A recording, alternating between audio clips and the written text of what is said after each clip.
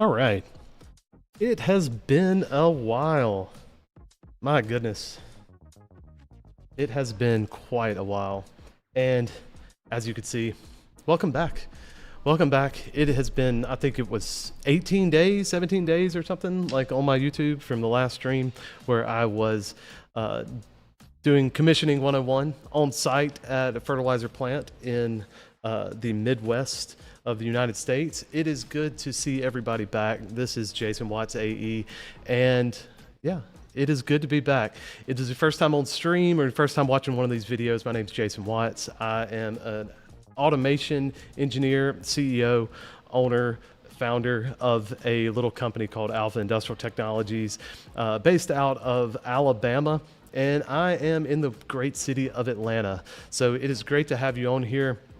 I'm going to be trying to impart to you some of my 23, 24 some odd years of experience in industrial automation. And today we are talking about a very important topic, safety. And I know some of you maintenance guys, some of the guys that are having to keep stuff going on the plant floor, you kind of roll your eyes and you say, oh my gosh, we're talking about this stuff today.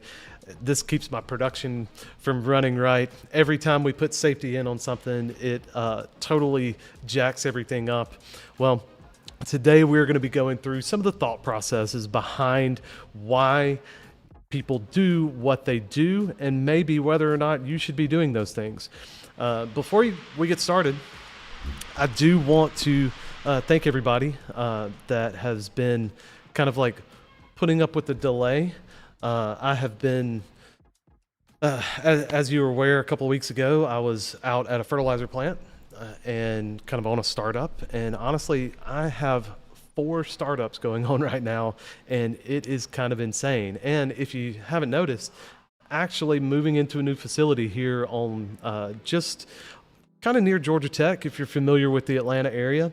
And so we've got a little warehouse space to where we are setting up some lab equipment and to be able to do some real work. And you can kind of see over my shoulder here, right there, actual drive demos. So very soon on the streams, we will be doing some actual drive and motion demos. I'll be sitting over at that table right now.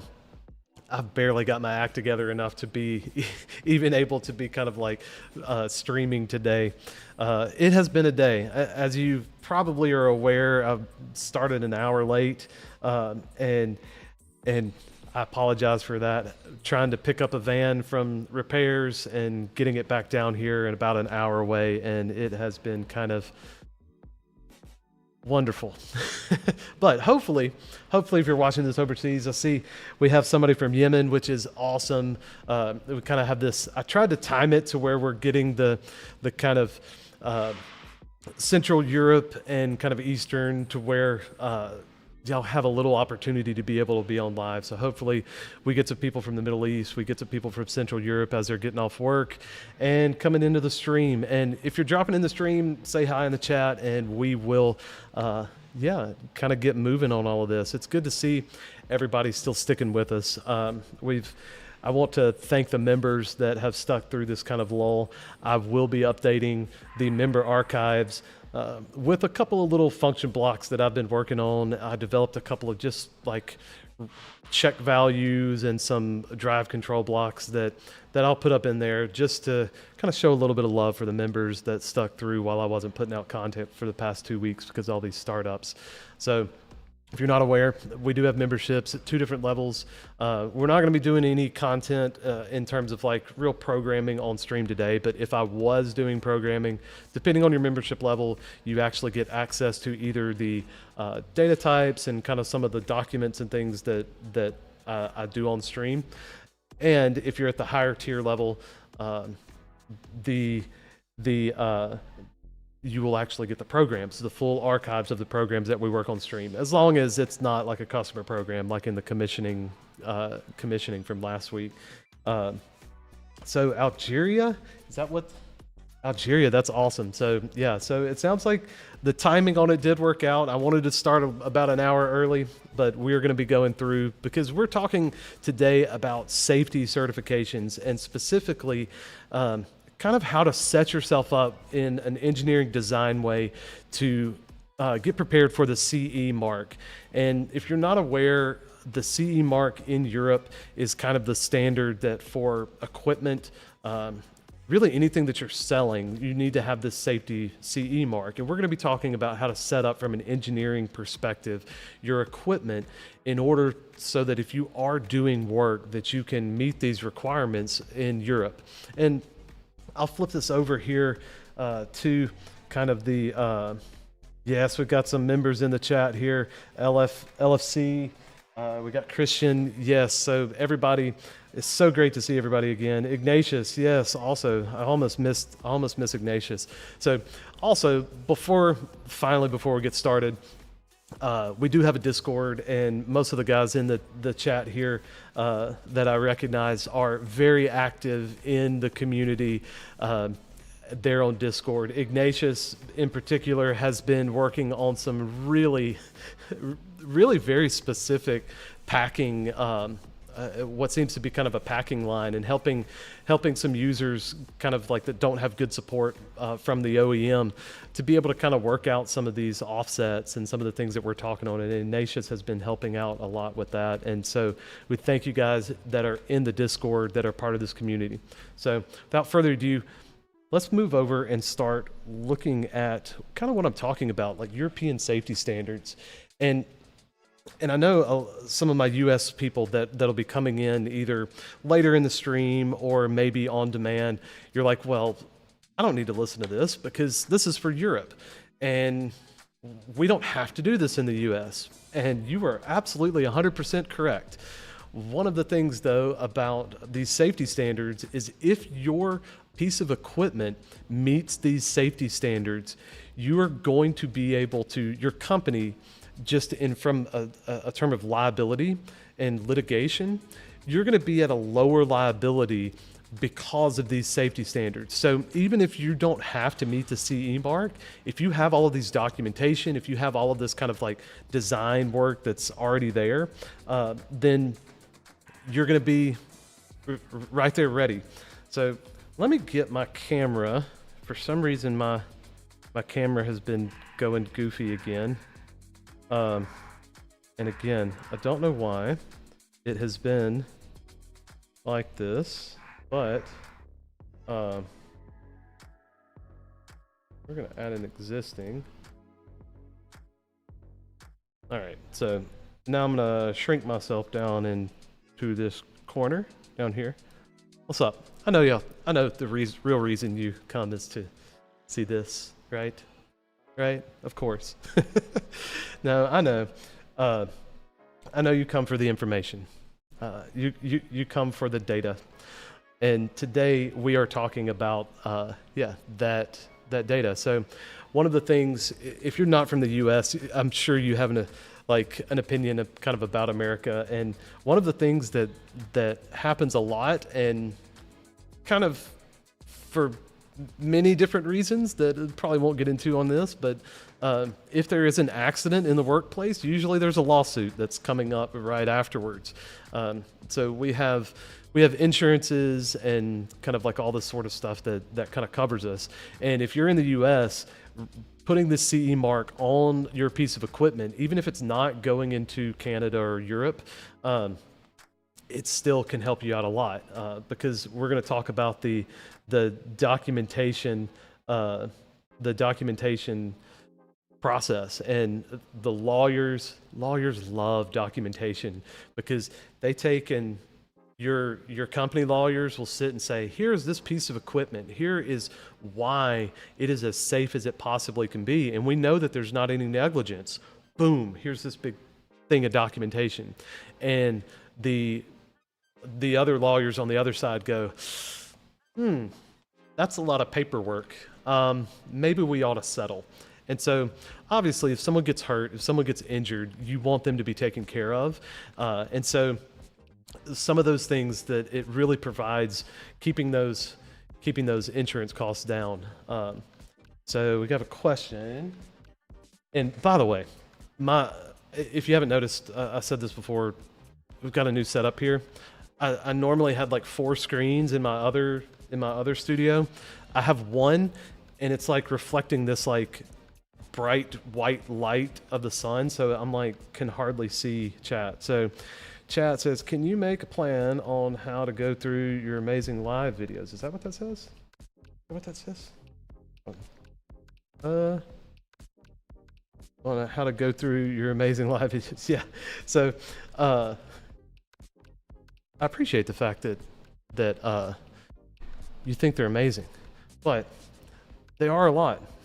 There's a lot of material in there, and again, I've gotten behind on doing the chapters. I try to go through and do chapters, and when I have an hour or two extra to where I can go through and do chapters on videos, I do that. And I do have a plan on getting some more edited content back in the mix, including kind of clipping out sections out of the live stream, so you're not having to go through and find on your own. I was doing that earlier on and everything, but man, it got busy. But hopefully, I've got 4 startups going on right now, and then probably only 3 for the next kind of year and a half, which you might freak out like if you were a normal person, but man, it's nice to have a break. But yeah, today we're going through kind of this functional safety portion of the CE mark. And since I used to be what's called a functional safety expert and certified by TUV, but I had let that certification expire. I think it expired in like 2021, something like that. But the thing about it is the core principles that I'm going to be teaching you today are pretty universal across different standards, or universal across it's the basics. So I may say something today that might not be exactly right for the 2023, 2024 standards that we're going to be doing, this ISO 13849-1 or EN 62061. And just so you know, every time that I say that out loud, I'm going to have to be reading it off of the screen here because standards. But so we're going to be going through kind of the core basic principles of it. If you are going to be doing these risk assessments and you're going to be working on a piece of equipment that you're going to be putting the CE mark, I highly recommend enrolling in a TUV functional safety expert certification class. They have them a lot more in Europe. Siemens has them periodically here in the US, 1 or 2 a year, depending on the interest. And hey, if you're in the US, let's reach out to Siemens and see if they'll offer one, and let's all go, because I want to get recertified, because this is actually some pretty good stuff. So what is safety? What does this mean? And you're like, well, Jason, it means that the machine is safe. I mean, yes, of course, but there's a specific law in the European Union called the Machine Directive that basically says, hey, if you have a piece of equipment, if you have a machine, if there is an error, if there is a fault in some part of that machine, it needs to fail in a safe manner so that it will reduce to a reasonable amount the risk involved to operators or people around that piece of equipment. That is called the Machine Directive. And so we're going to be kind of scrolling through some of these, and I'll go ahead and point out, if you notice this is this says the SINAMICS manual. About a month ago, maybe even longer now. It's been kind of crazy, but I was actually at a SINAMICS training class, which we're about to be working on SINAMICS equipment. So, and in their documentation, which is incredible, they had a wonderful kind of layout in their document that is for public domain. So they have released this for use to the public, and I will try to put a link to this document in the description, but I may not because I'm kind of busy. Lucid, what's up, Lucid? It is great to see everyone back. It has been too long, and so we are going through, and talking today about kind of what comes about from this machine directive and how it affects you as an automation engineer, and how Siemens equipment kind of gives you a leg up in implementing this stuff. So if you have worked in any sort of kind of automation, you have probably run across some version of safety processor, safety logic, safety input, safety, blah, blah, blah. And in Siemens world, those safety blocks, if you see yellow, it has safety in it, you know? I think in that other, Alan Bradley, that I think theirs are red, because I don't know, yeah, theirs are red. So that's kind of the stuff that we're talking about. And I find a lot of times that most people fall into a couple of different realms of thought with safety. Is if I implement safety, it is going to cost me production. And which, if you don't implement safety circuits correctly, yep, it's going to cost you production. And so we're going to talk about how to implement these circuits properly. And the second is, if I implement safety, basically I have to go all out because I don't really understand different levels and what's a PLD versus a PLE, SIL 2 versus SIL 3. And that's what we're going to be talking about, because a lot of safety applications may not actually require that highest level, that PL Echo or the SIL 3 rating. And we're going to be talking about that. First thing, we're going to be talking about two different kind of standards today. Again, the EN 61508 is the functional safety. So we have these here on the screen right over, well, I guess right over here. I don't know, whatever. It's on the screen right here. We have the EN 62061, EN 61800-5-2. That is the safety integrated level. And then we have the ISO 13849-1, which is the performance level. I personally like to use the ISO 13849-1 because it kind of gives you a little bit more flexibility in meeting the standard.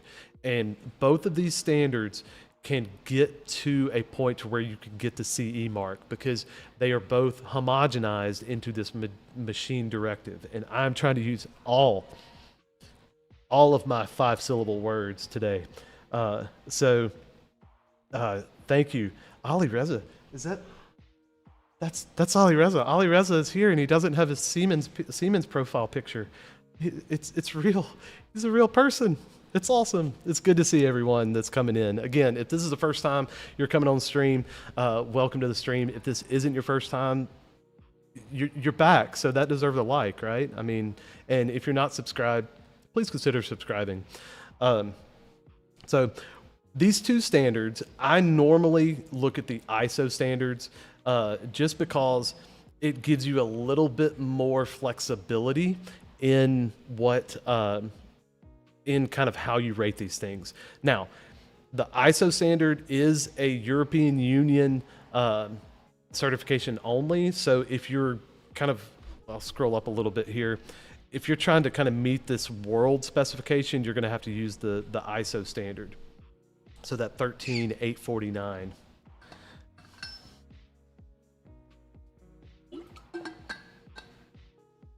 And so as you can kind of see here in USA, some of you might be familiar with UL. And UL, again, doesn't have an actual functional safety standard, which is interesting, or at least not one that I'm aware of. They are more about the physical safety of the equipment, the components, those things like that. But they do overlap a lot. Whereas the safety integrated level and performance levels in these two standards, they actually go into kind of how safe your control system is. And so we're going to talk about a couple of things. First is your risk assessment And so, and the process about going through and doing these risk assessments. And by the way, if the music is ever too loud, y'all yell at me in the chat, because I try to make it a balance to where I can hear it. If I don't have some sort of like beat going, I get distracted, and I got plenty of stuff to get distracted about. So please don't let that get too loud. I know some that is distracting, but so we're talking about this risk assessment, and all of these different standards kind of like don't really matter too much, but there are some things that are like, okay, there are specific tool or specific things for like machine tools, machining centers, milling machines, turning machines, blah, blah, blah. All of these different things that kind of go through the very specific thing. And here's where we get to this machine directive. And so a couple of different parts about meeting this machinery directive is that not only do you have to design it to a certain standard, but you have to document that design process, and you have to document the testing process and documenting the proper operating procedures. So again, kind of like I talked about at the very beginning of the stream, like here in the US, lawyers love these machines because they all have this documentation that's like, okay, was the machine operating in the intended state? Had it been modified? Were the operators using the machine in the correct way? And so they can kind of like levy out, okay, most of the time in these kind of like these CE marked machines, in order to kind of get in trouble with them, honestly, you're having to bypass stuff. You're having to go in and do stuff that are not intended in the operating procedures. So so this here is the kind of the risk assessment process. And I will try to keep looking over here to make sure my head doesn't block anything important. I will remember that my head's down in this bottom right corner. But the risk assessment process is you look at the risk, you reduce the risk, and then you verify the risk. And it sounds like a very simple process, but it is kind of an iterative process that goes through kind of over and over and over again in order to kind of reduce it. So let's see what this next thing is. And so once you've kind of gone through this and you meet this machinery directive, there are some other things that you have to meet, kind of like in Europe, you have your EMC guidelines and these sorts of things that you have to do. Once you've met all of them, you have the documentation, and then you can actually get this CE mark. And if you have that CE mark, you are certified as to meeting all of these stringent requirements. And so, yes, CE marked machines are more expensive, but they are also more valuable because of kind of like what we're talking about. So here's kind of, again, just the process for the CE mark. And you can see that there's a couple of phases: construction and development, installation and commissioning, operation, maintenance, and diagnosis. So most of the stuff that we're going to be talking about is at this very first little stage here, construction and development of the machine. And then everything else we'll just touch on going here. Now, if you haven't noticed, I'm trying to keep us moving through this because each little detail, there is a ton of information about that you can kind of expand out. This is an overview of kind of gets you into the right thought process to be able to kind of like get moving in the right direction. So here is the risk reduction process as shown by this. So you have what's called residual risk, and residual risk is risk that cannot be done away with. For example, if you have a process that has some sort of inherent risk in it, like you're holding an object up above some device, there's always going to be a crushing hazard. So if someone were to go in there and that device fail, there's always going to be some sort of risk. And so as you move up there, there is what is called an acceptable risk. And so an acceptable risk is this kind of like kind of amorphous term, so like a kind of a vague term of, okay, this is kind of the minimum amount of risk that we can reasonably accept without further risk reduction. Now, one of the things about it is you want to try to get down into this green zone where this residual risk is, but the standards itself require you to get to an acceptable risk for that piece of equipment. Now, again, there are some pieces of equipment that acceptable risk is just, it is what it is. Like if you have a rotating piece of equipment, there is going to be hazards. So the acceptable risk has to be mitigated through guarding, so physical means, so you protect entrance, or electronic means.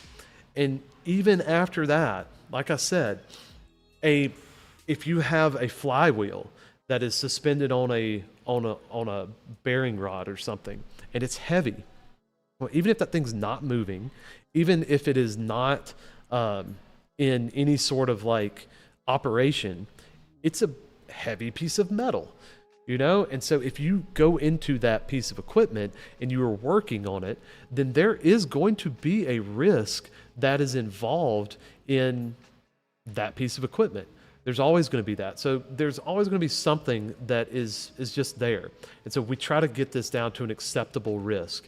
And then if the acceptable risk still has some kind of like unacceptable risk, you know, then you have to provide documentation on how you are training, how you are, it's mainly like a training and documentation of task training for people that are involved in this that are accepting this risk. It cannot be an acceptable risk if the person that is at risk is not informed of the risk. So that's kind of a thought behind it. Like you have to inform the people of the risk where there is an acceptable risk. So here's kind of like down at this bottom, kind of the way that pushes this down into a residual risk that is, you can't do anything about it. So again, we try to design our equipment with physical guarding to prevent things like catches, and like on a crane system, emergency lockdown brakes, things like that. Like hoisting applications have a lot of different things that go into this. So let's kind of like move into the risk assessment and risk analysis part, kind of part of the equation here. And the first thing you do is you take a piece of equipment and you break it up into what are called risk zones, or at least what I call risk zones. So you have areas that an operator or a person could be in, and you identify all risks to personnel in that area. And there's a couple of different things that you do need to take into consideration. Is this in regular operation? Is this risk only during commissioning? Is this risk only during maintenance? So those are three different times that you can say, hey, this risk is not ever involved in operation. It's only ever going to be a risk during commissioning. And so you write a procedure that protects people or reduces that risk to an acceptable degree during commissioning. Okay, same thing on maintenance. All right, we have to take this guard off in order to do that. Well, we only take that guard off once every 5 years, or if the machine is broken. So that's a different analysis for each kind of time period and operating state for your equipment. Well, then you go into kind of zones and areas of an equipment. And one thing that I've kind of come to a realization of through the years is that not every risk on a full piece of equipment is present at every location. And so one of the things about this kind of zoning principle is that if you are in a zone where a risk on the other side of the machine, you are not exposed to that risk, e-stops, safety measures, and things in that zone only have to eliminate the risk that you are exposed to in that zone. So one thing a lot of times that I see is e-stops that are kind of out in the field on a system. And think about it. So if you're not, this is kind of like what some of your first time on here, you may not be aware that I have background in mining systems. And so these systems can be on the order of tens of kilometers long, like, I mean, really big systems. And so you have an operating system that is on this conveyor that's pulling this like 4 mile long conveyor, and you have an e-stop at 4 miles downstream. All right. Well, if you're at the belt and there's an e-stop there, you're not concerned about the power down at the belt drive 4 miles away. You're concerned about your buddy who leaned over and got his shirt caught in the roll and is getting ate up by this 1,000 horsepower belt drive. So he's sitting there chewing on this belt, or getting chewed up by this belt. Oh, by the way, trigger warning for the facts of life in industrial environments. So your buddy's sitting there getting his arm chewed on by this belt, and you run over to the nearest e-stop and hit the e-stop. You're not concerned about the power down at the belt drive. You're concerned about the belt stopping and stop your buddy from getting ate up by that belt. So on some of those systems, the danger out at that e-stop is not electrical, it is mechanical. So it is a mechanical danger. So it is the motion of the system that is the problem. And so that's how you have to think about it. Now, if you were at the belt drive and all of a sudden you're working on something, and you see your buddy who's kind of leaned over troubleshooting on a piece of equipment, all of a sudden start to look like he's doing the worst EDM rave dance ever. You want to cut off power to that thing because he's being electrocuted. And so when you hit that e-stop at that location, you don't care how long the belt moves. You want power off of it immediately to stop your buddy from being electrocuted. So different zones have different risks, and that is for each zone. We are going to go through this process of you identify what physically the area that you are exposed to these hazards, you identify the risks, you identify the hazards, and then you estimate the risk, which we're going to talk about here in a second. You're going to assess the ability to mitigate that risk, and then if that machine is in an acceptable risk state, you can just kind of, you're done. All right, cool. But if it's not, you have to reduce the risk. And we're going to talk about some of the ways that you can reduce those risks. Once you reduce the risk, then you go back to the beginning and you say, okay, I'm in this area. I have this electrical hazard here. How do I eliminate that risk? Okay, I'm also in this area. I have this mechanical hazard. How do I eliminate this risk? So, and you can kind of go through and you can do mechanical, like guarding. You can just prevent people from entering the area.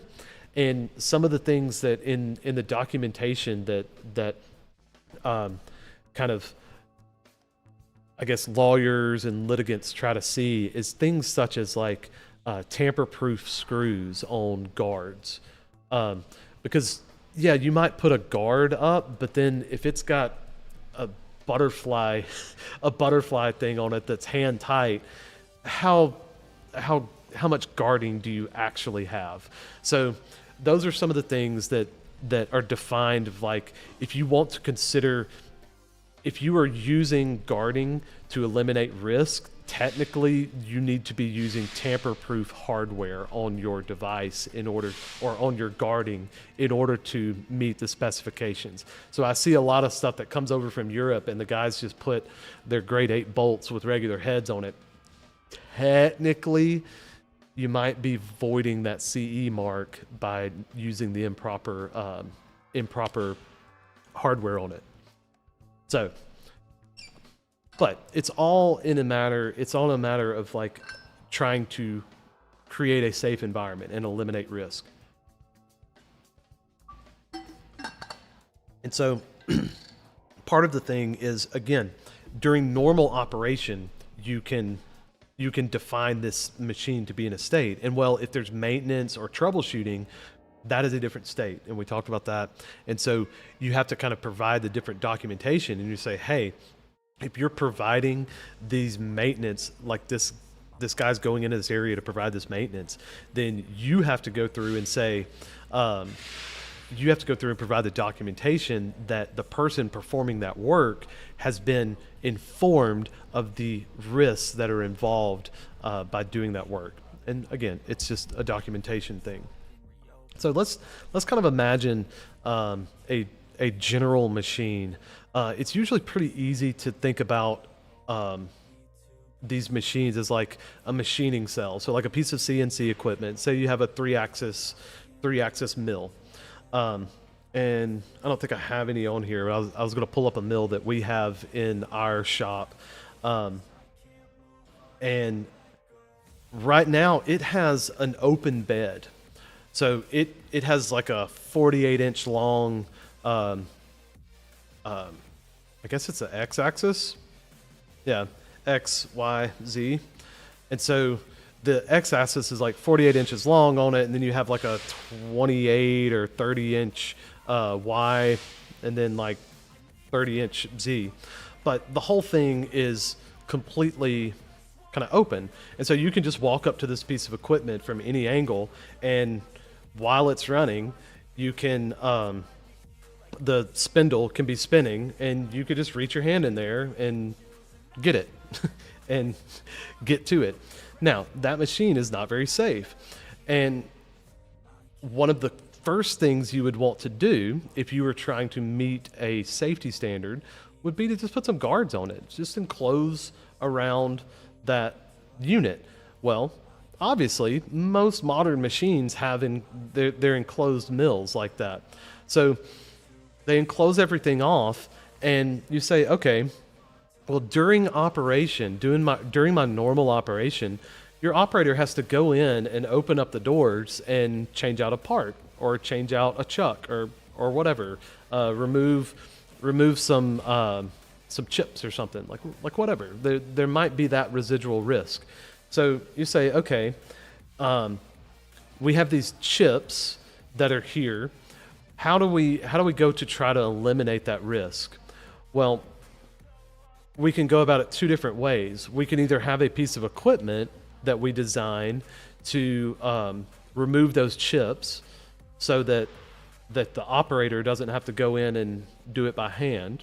And so you can have like a chip conveyor or air nozzles blowing off, things like that, like cleaning everything out.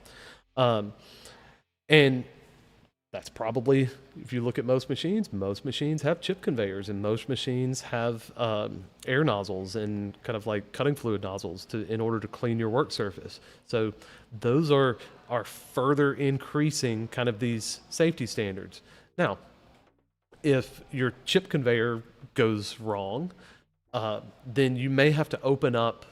May have to open up the gate. Well, if you have the gates open, then you have access to that hazard, right? And that's a problem. So what we mainly run into when we're looking at equipment is like, all right, we want to allow access into this gate. So there's a switch that is on this gate that we need to make sure that if the gate has to be closed for that spindle to be running. Okay, so in order for the spindle to be running, the gate has to be closed. Okay, so that's how we have identified this hazard. We're going to talk about the assessment here in a second, but gate's closed. We assure that the gate's closed, and that reduces our risk to an accessible. Come on, guys. An acceptable risk. And so that's kind of the process. So let's talk about estimating the risk, because I think that's the next thing in this, and it's actually what's on the thumbnail of this. So it's a little bit out of order here. So there's two different ways to assess, to estimate the risk, but they all kind of have the three elements. They have the severity, the frequency, the probability of occurrence, and then the possibility of avoidance. So I'm kind of, let me move my fat head here. So or let me just do this. Scroll up. This guy here. So we have the severity, and depending on if you're using EN 62061 or if you're using ISO 13849-1, there's two different kind of ways, because the EN is the safety integrated level. So that's the SIL level, and you only have, you have SIL 3, basically. I guess technically there's a SIL 4, and so the area affected by a problem is kind of your safety integrated level. So unless you're working at like a nuclear plant or a oil refinery or something like that, to where if something were to go wrong, you could kind of destroy an entire country or city's environment, Chernobyl. But you're not going to see SIL 4. So SIL 3 is kind of limited to a factory or a work area or something like that. Like that's SIL 3. And so it's kind of like, hey, if this is a hazard, that's what we're going for here. So I am going to talk specifically about performance level. So again, the 13849.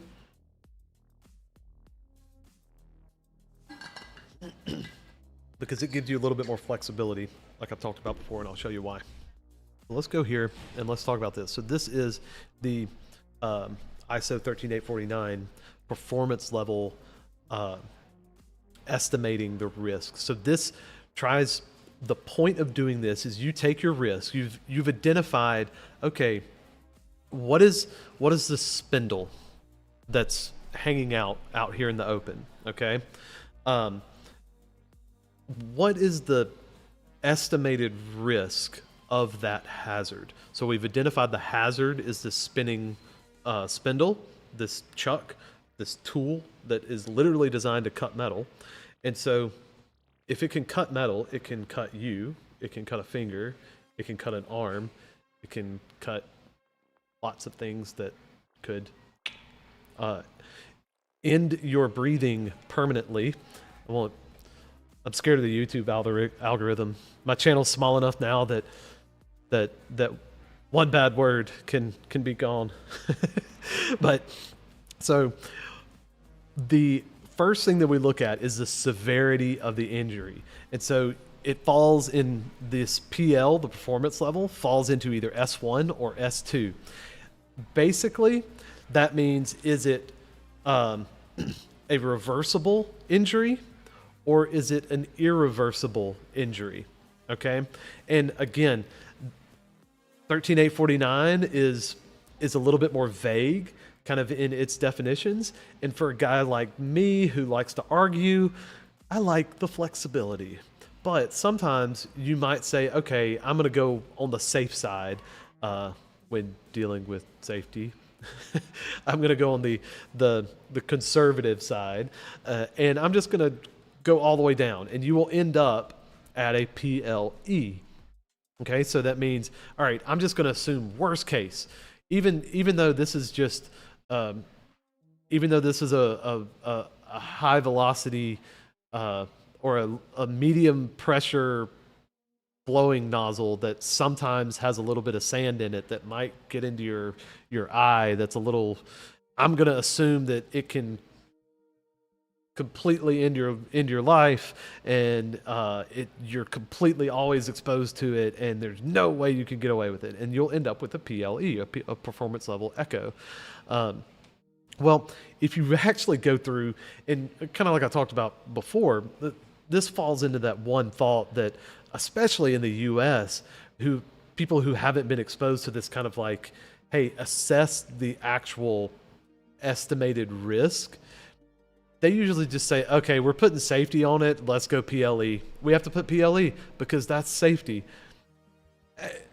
And you look at this. So a usually reversible injury. So if the worst something can do is break a finger, then you're going to be S1. And then if everything else is the worst case, you're going to be in a PLC, so a performance level C.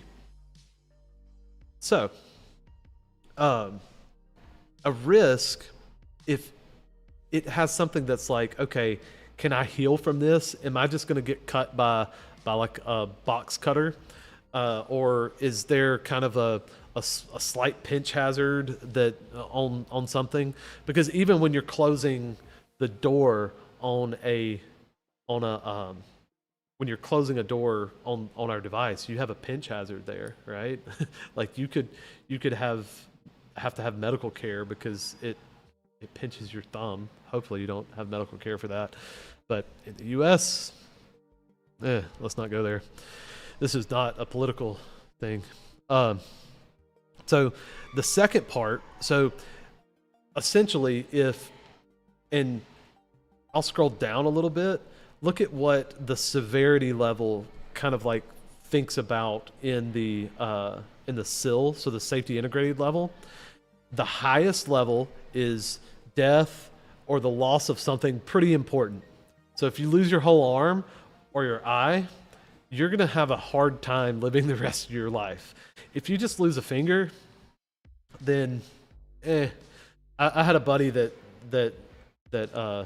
cut the end of his ring finger off on a tire changing tool, and so we'll be like, hey, give us a high 4.5, and so yeah, he's okay, other than the really bad insensitive jokes about that that we make about his finger. Yes, I will definitely put a link to this document, because this document is definitely available for public use. It is part of the SINAMICS library it used to be called Doc on CD, now it's called Doc on Web. And so this document is actually a SINAMICS document that is available for public consumption. And so otherwise I wouldn't be showing it today. I'd be scribbling on stuff. But yes, I will get that document up after.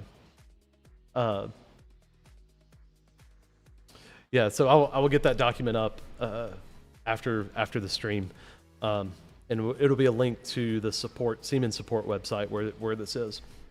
So, what we have here, and I realized PLE there. Have it like this.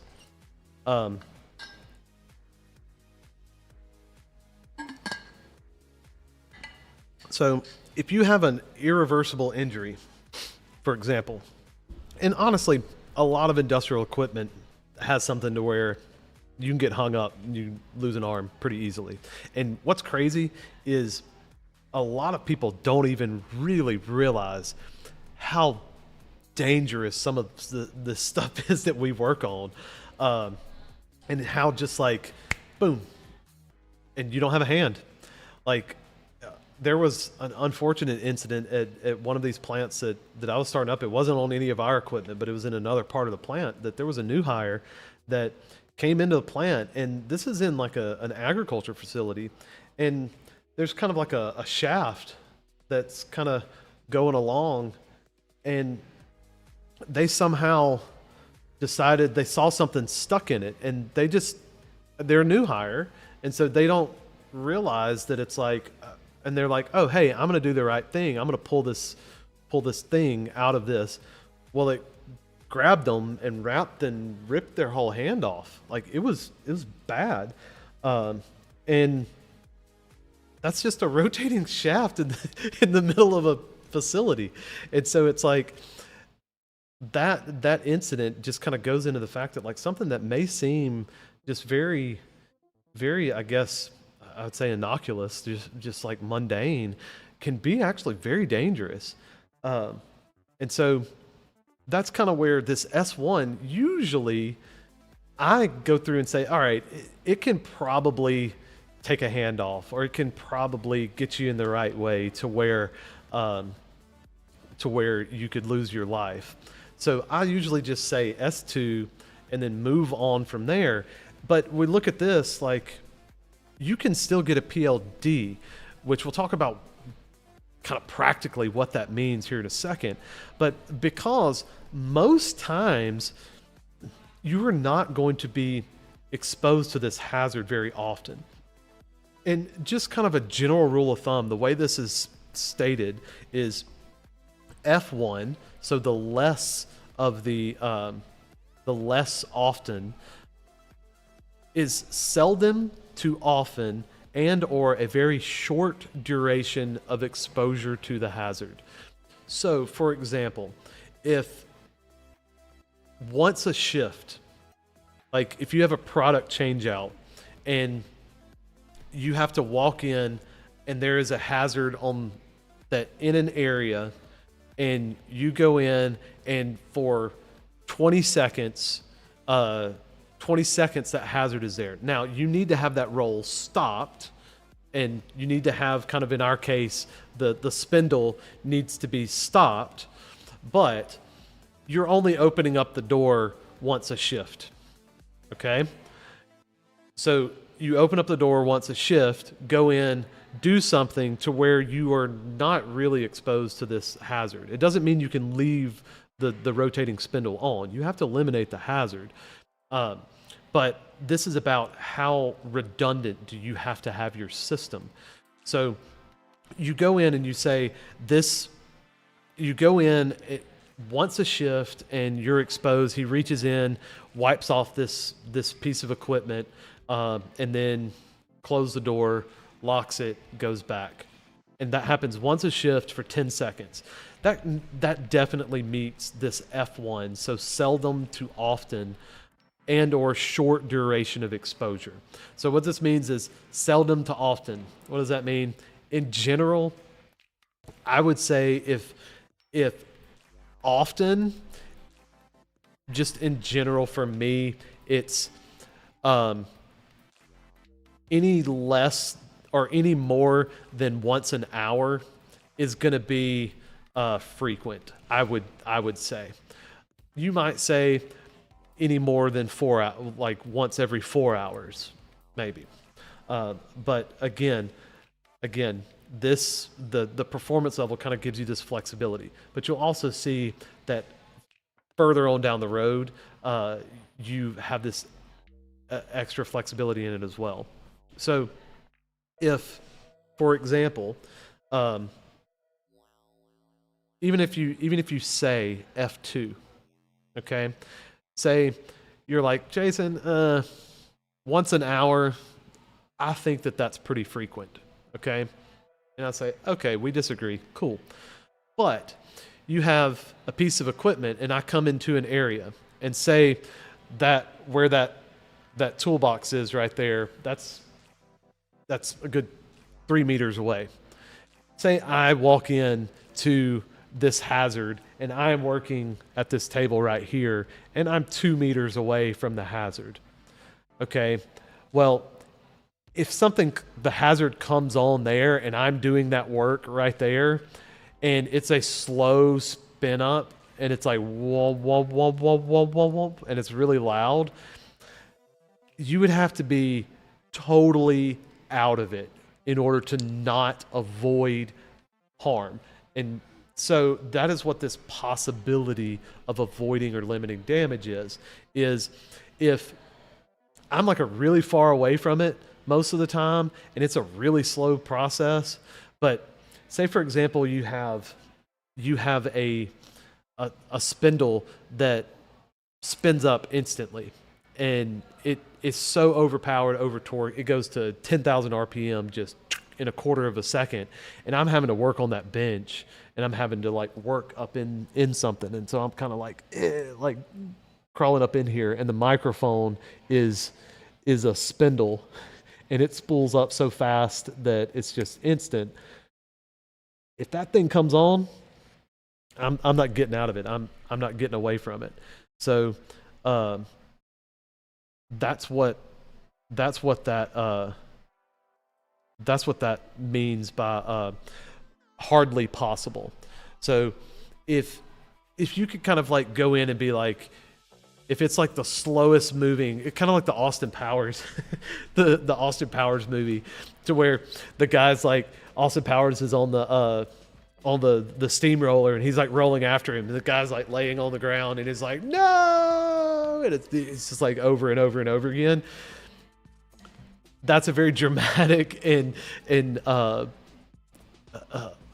over exaggerated version of what this means. So if you can avoid the situation, like if something were to fail and then it start the machine, then you can go with this P1. And honestly, most situations in the operating state are going to be P1, in my opinion.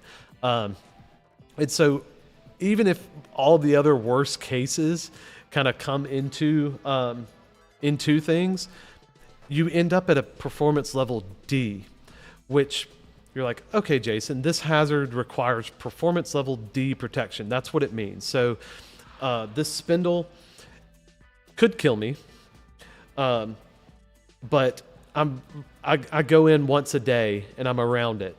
Okay, I still have to stop the spindle, but how much effort do I have to spend on making sure that spindle doesn't start up? And you'll find that, especially in the US, most people think, oh, well, everything has to be PLE. That's safety.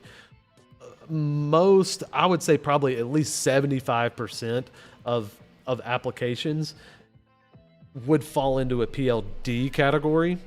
And there are a lot of applications out there that are obvious, like, okay, I don't want anyone coming in here. I don't want anyone coming in here without proper like risk mitigation. So one machine that I'll see kind of like in, especially the automotive sectors, is like hand loading parts into a either a stamping press or some sort of moving process, like a transfer, or like a lot of times you'll have to go in and somebody will physically tighten up bolts on like engine heads. And so there's like someone manually going into an area, and the process is moving in kind of like, all right, it drops down an engine head onto the block, and then the operator has to go in and do that. Well, what they'll usually do is they'll have like a station that has light curtains that are there. Well, if you go through that, if for some reason something were to speed up and like have some sort of error, and that person is continuously being exposed to that fault, that problem, or that risk. And so they might have the ability to just kind of reach over and stick their hand into the machine without even thinking about it. A rat could run next to them and they jump up like that, and then their elbow goes over into the machine and gets knocked off. And so those are the type things to where it's like, all right, usually if you have hand operated machinery, you're going to want to go to PLE. If you have not hand operated machinery, to where essentially you're only if there's a problem is someone going in and out, most of the time that's going to be a performance level delta, performance level D. Now, we've figured out, okay, what does this performance level, what does this SIL level mean? Well, once you've identified a hazard, in our example of the spindle on our machine, the hazard is this rotating head. So we need to, it's the motion of the rotating head. So we need to ensure that that spindle is not turning. So that is what we are trying to do to eliminate this hazard. And so in order to do this, every system has a sensing, an evaluation, and a response safety system. And so in our case, we have a motor that is turning that spindle, correct? And we are trying to make sure that our protective door is not open in order, or the protective door has to be closed in order for that spindle to turn. In order for that motor, right up there, there.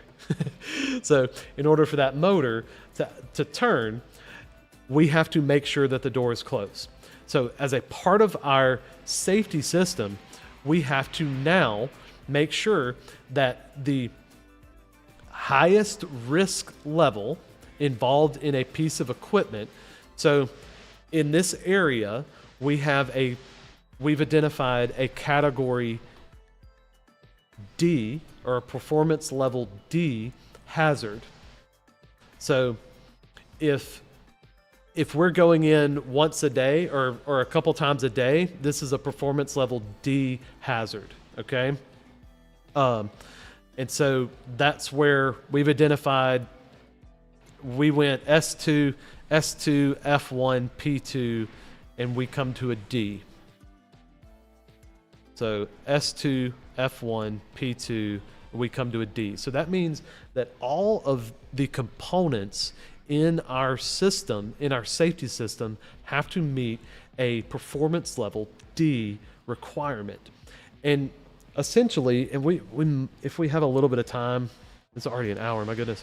If we have a little bit of time, I might go into kind of a little bit more about what makes a component a certain category, but I won't go into it fully detailed, because mostly what you want to do is buy equipment that already has the documentation for the performance level that you are requiring for your device.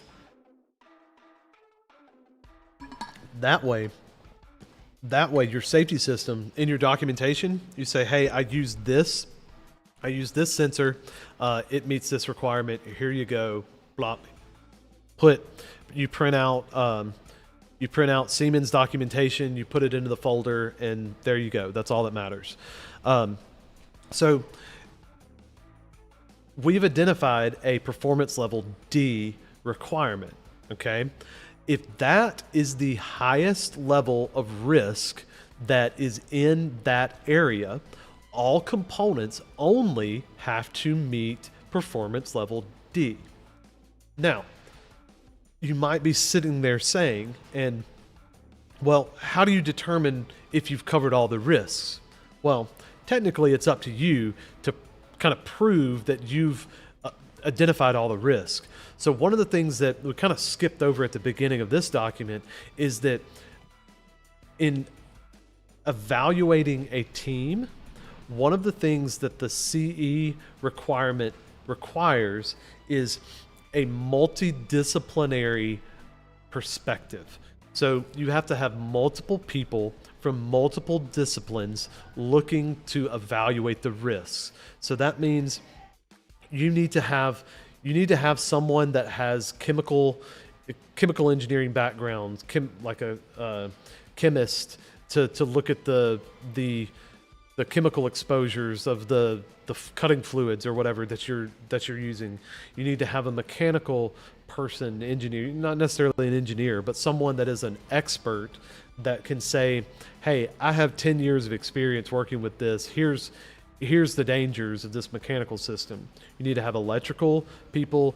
You may need to even have structural or whatever, like aerospace. But if you're using like air to do stuff, so you have a multidisciplinary group of people that go through this same process for all of these risks, and they say, hey, your chemist might, or your chemist be like, hey, technically, if you put this cutting fluid in and you have this cleaning, you have a like a deburring solvent that you use on your thing, that's actually going to cause a caustic gas that creates chlorine, and chlorine gas is very deadly. And so I may not think of that because I'm like, oh, holy crap, it's two things, you know, but a chemist would see that. So that might be a hazard that ends up being a performance level E problem. Now, if you aren't using your safety system in and of itself to eliminate that risk, your safety system does not have to be performance level E. But if you are auto-dosing those two chemicals together in your safety system, and that is a PLE hazard, it could off somebody. People are pretty much continuously exposed to it all the time, and there's nothing they can do to get rid of it. If it happens, then that's going to be PLE. And so if your control system is dosing out that stuff, your control system has to meet PLE. Now, sure, your spindle is only a PLD, but if that control system has to protect that hazard to the degree of this PL or SIL level. So if the opening of the doors doesn't have to meet, if that has nothing to do with the dosing, then that safety switch on the doors, because it's protecting the hazard of a PLD hazard, it only has to meet PLD. But what you'll find out is a lot of times, for example, if you go with a safety, like a -F processor, so like we use at Alpha, we use a 1515 TF processor. So we use a technology safety processor, kind of it's our mainstay processor, just because if we find out, oh, hey, no, this is actually a safety issue here, we want to integrate some safety into this area, we just turn it on. Same thing with the technology objects. Hey, we want to gear these two things together. All right, I didn't realize that we would need to gear those together, but all right, we've got the ability to. Let's do it. So most of those safety systems, you can't go out and get, at least I'm not aware of, maybe there's another safety processor that's out there. You can't go out and get a PLD rated safety controller.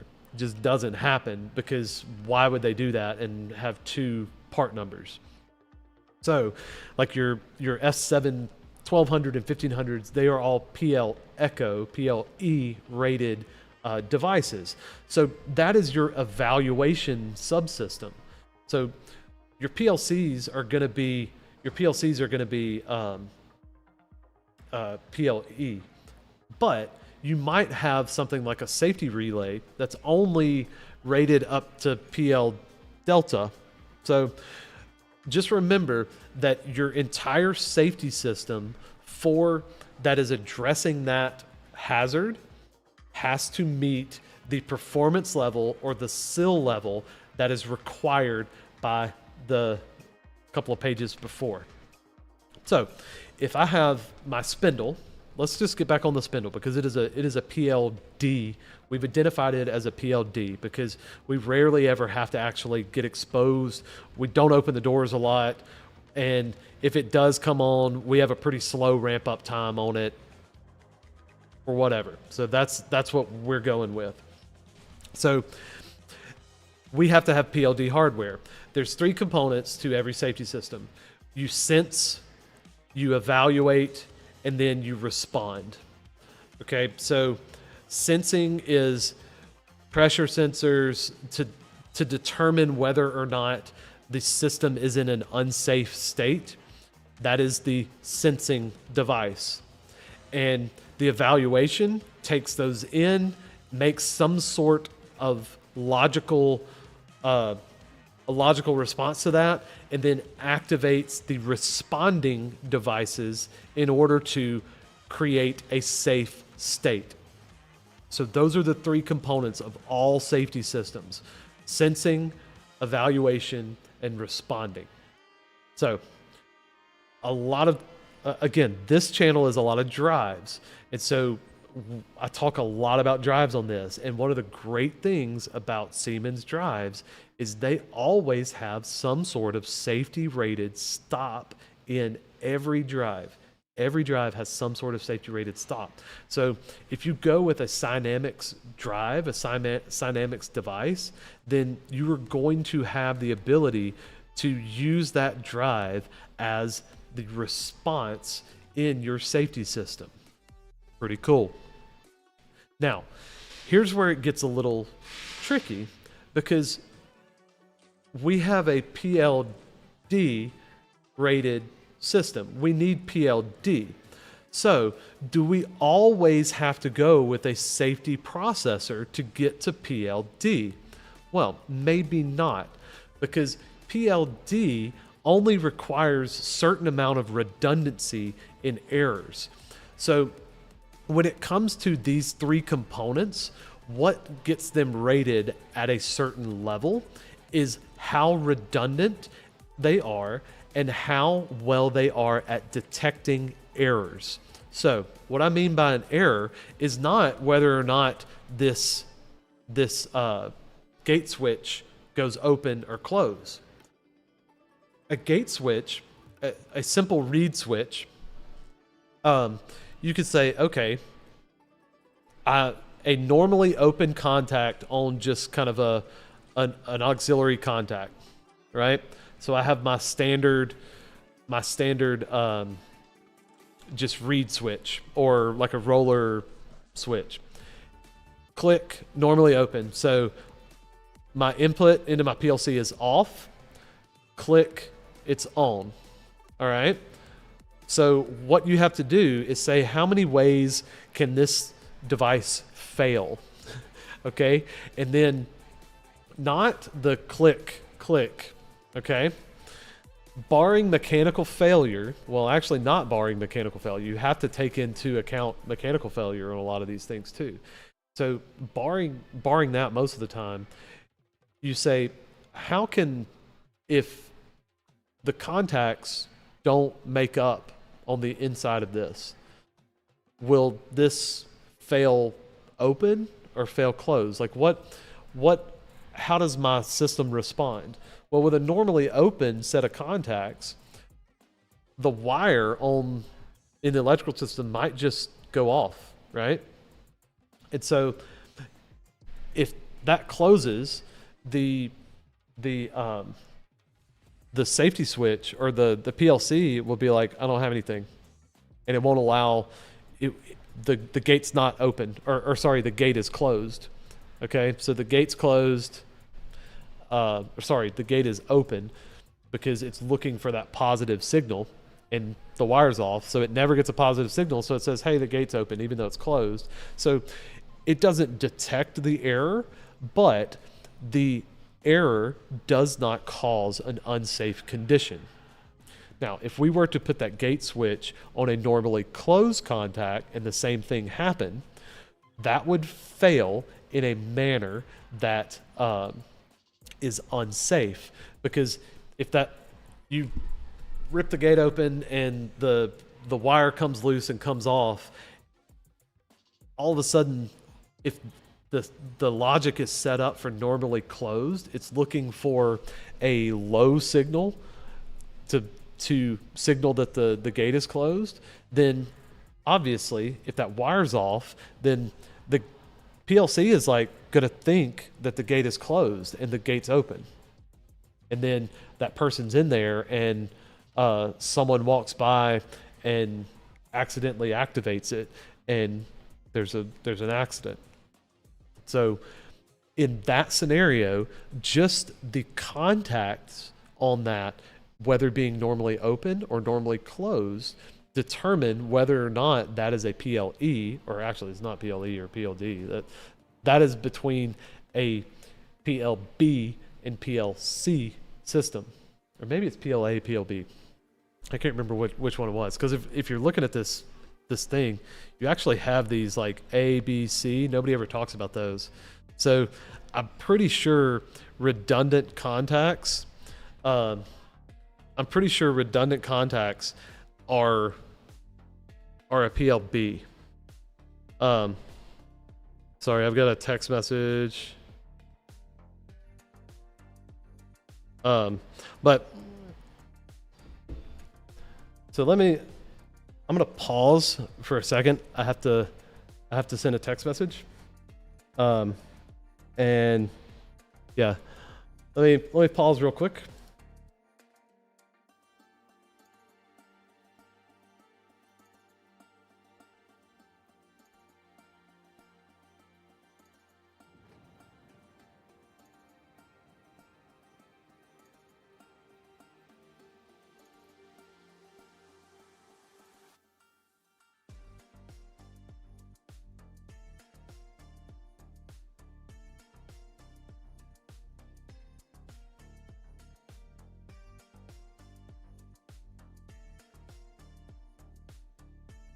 Sorry about that.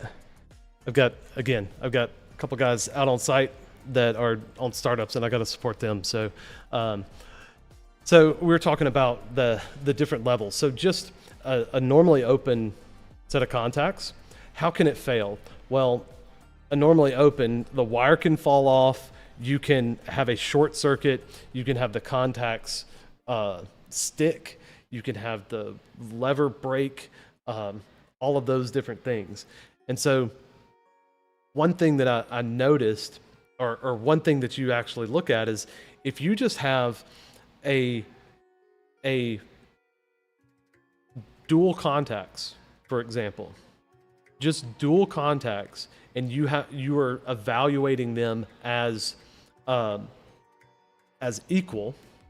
So just look at two normal contacts, then you are actually going to push up into these PLC category ratings, honestly.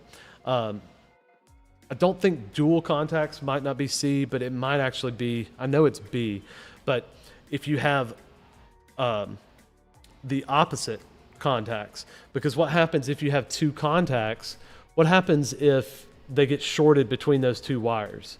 Well, and then one of them fails. You can't really see a difference, you know? And so having opposite contacts, and so that would be kind of inverted inputs, those are what we would call, I'm going to give it a little space. I'm going to hit this. So if you might see the notation like this one, and I again apologize for not having my tablet. I'm having to use my tablet as a screen, and it doesn't work as a screen. So this top one here, that's called 1 of 1. So it's the signal, the good signal is being evaluated by one input.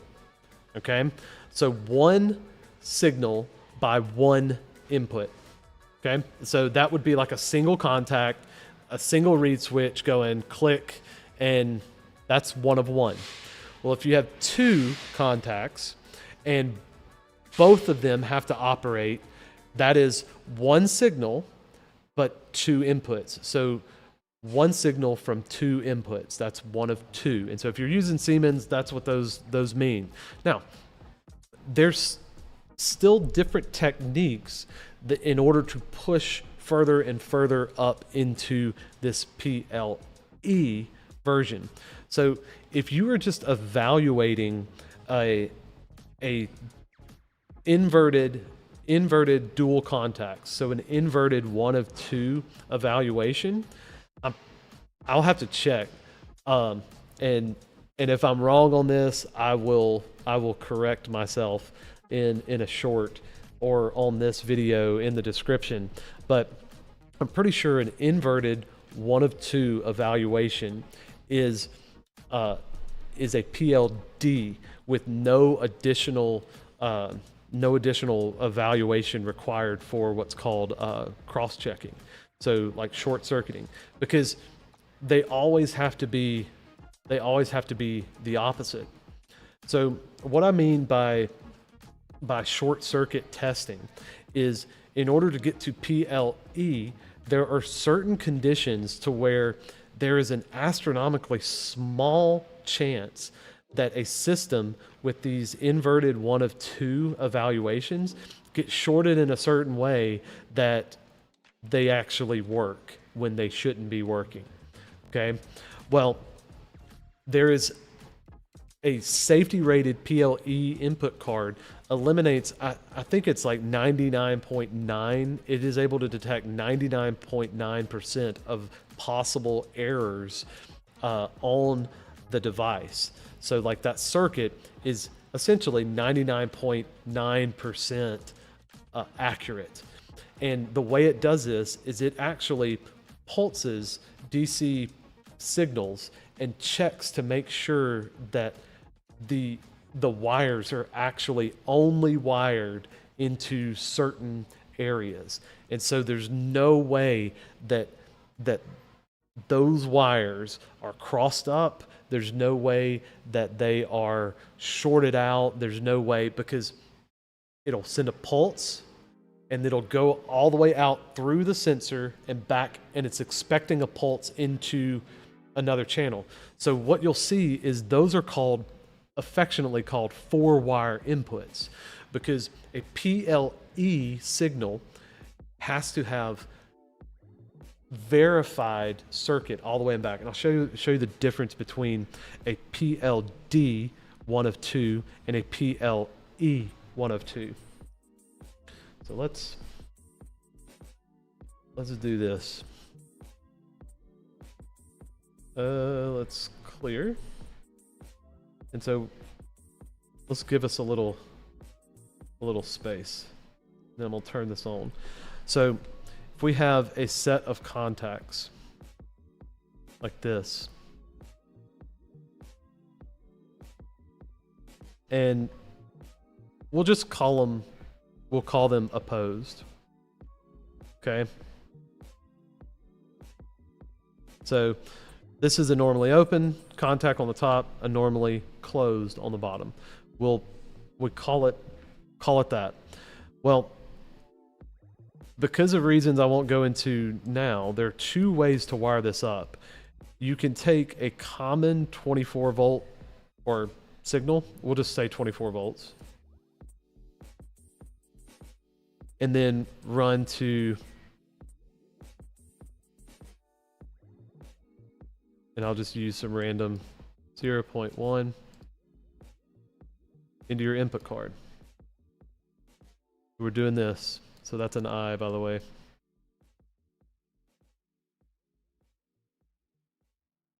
Now, this type of configuration can actually meet PLD, but there are some instances to where a short on this line could mask out a problem. So if there is an astronomically small chance that a high signal, or this shorts to ground and this shorts to 24 volts.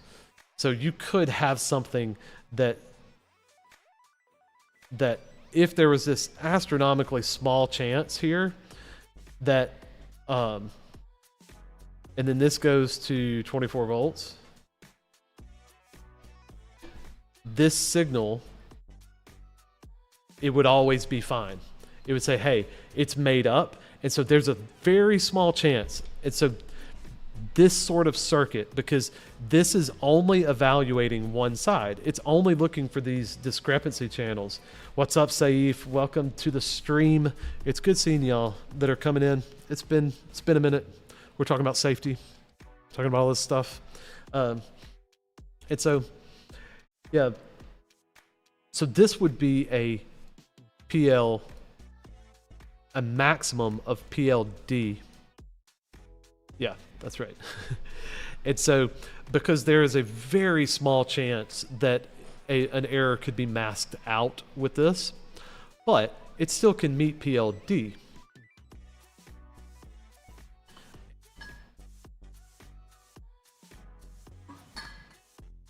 I think this has like a detected, because the way these kind of like percentage of errors is calculated, and there's a part of this kind of going in this document that I might touch on after this, is that there is, oh gosh, it's already 1:30, or we've already been going an hour and a half. And so there's how likely is the problem going to happen? Well, a problem of a wire coming off is likely. Like, I mean, that's fairly likely. Say 1 in 100. Okay, maybe, whatever. Out of 1,000 hours, how often does this event happen?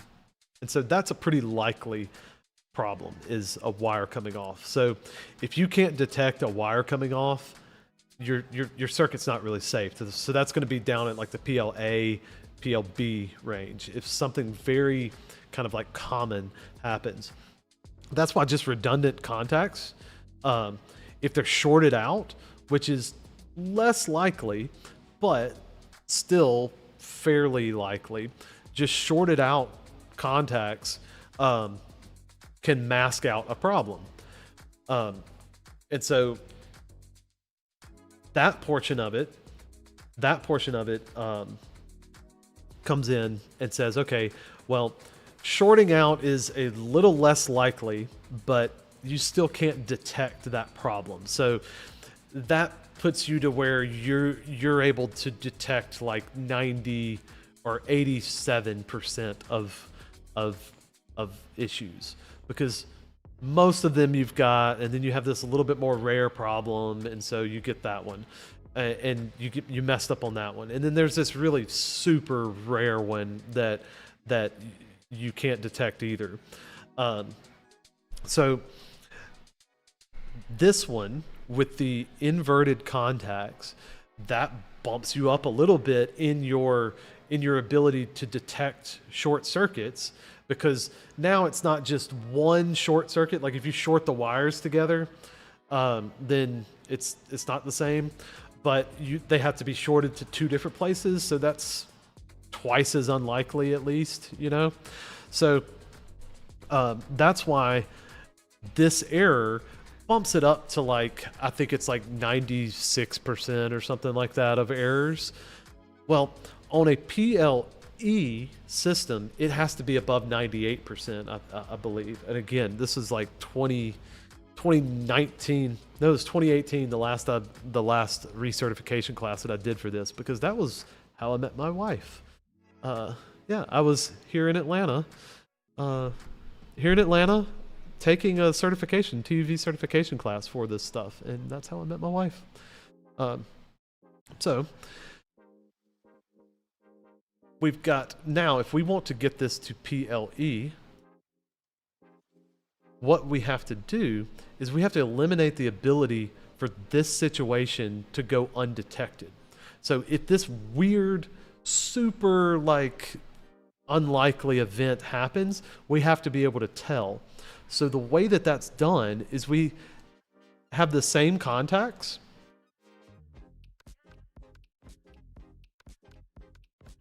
but instead of tying them together like we did here, we're going to bring them back into all of these back into our safety PLC. Okay. So if this is not a safety PLC, you don't get this benefit. So you can actually reach performance levels without safety PLCs. It's just safety PLC is the only way that you can get this, and this is the only way that you can get your sensing up to PLE. And so what it does is you'll have 0, 1, 2, 3 inputs, and this will be configured to where this will send a pulse out, and it will go all the way around, and it will look for that pulse to be here on dot 3. Why do you say that that's an issue? So, or why does this fix that issue? Well, if this is to ground, then when it pulses, it will be either open here and it won't see it, or it'll go to ground. So like if these are closed, it'll pulse across and it'll see the pulse. If it's saying that it's open, and it pulses, it will see a pulse here. It will be able to pulse, but it won't see it here.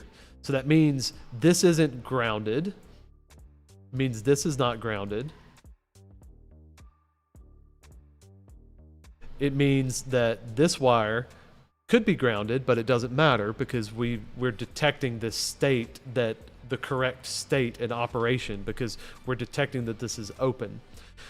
And these are not tied together because if I pulse here, it would see a pulse come back onto 2 and 3.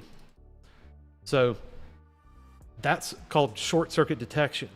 And there's kind of 2 different versions of this, but that is the only way that you can get up to performance level E or SIL level 3. And so this requires an electronic device. You have to have a device that sends that pulse signal around and checks for short circuits. And a lot of people will call this a 4-wire safety input. And in Siemens, you will have like a 4-8 FDI input. And again, I'm sorry for having to use my mouse. I got to have a third screen in order to be able to stream and use my touchpad. So sorry about that. But so the reason it's 4/8 FDI is because it's either 4 1 of 1s, or sorry, 1 of 2s, or 8 1 of 1s. Because Siemens will say, hey, if you don't need these extra here, we'll give them to you as additional 1 of 1 inputs. And Siemens safety input cards are configurable to where you can go and select, hey, channel 1, which normally is, so channel 0 is the 0 and 4 inputs. So it would be, you have 0, 1, 2, and 3. Those are your channels. And then if you do a 1 of 2 input, then you only have access to 0. You don't have access to 4. If you do a 1 of 1 input on channel 0, you actually have access to 0.0 or .0 and .4.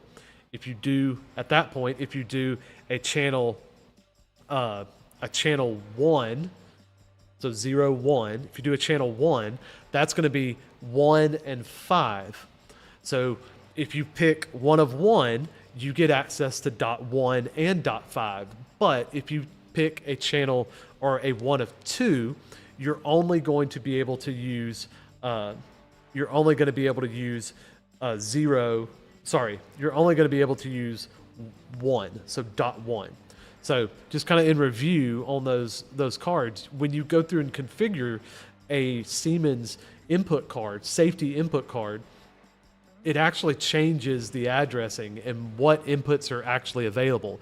And if you go through and try to use an input that is not available, so like if you have channel 0 set up as 1 of 2 and you use .4 in your program, you'll get an error.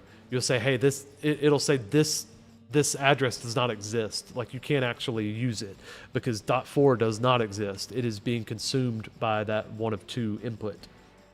So that's the difference up here between a 2-channel PLD, which is 1 of 1, that's 1 of 2. So that's a PLD on the left here. The PLD 1 of 1, I keep saying that, it's PLD 1 of 2. So just because it's 1 of 2 does not mean it's PLE. So PLD there is still 1 of 2. It's 1 channel but it's 2 inputs. And so I have a little block that, I don't know, I might put it into the member archive as just something that you can have. It is in the safety logic block, in the safety logic, there is, like, if you're using an F processor and you are in your safety program, there is a block called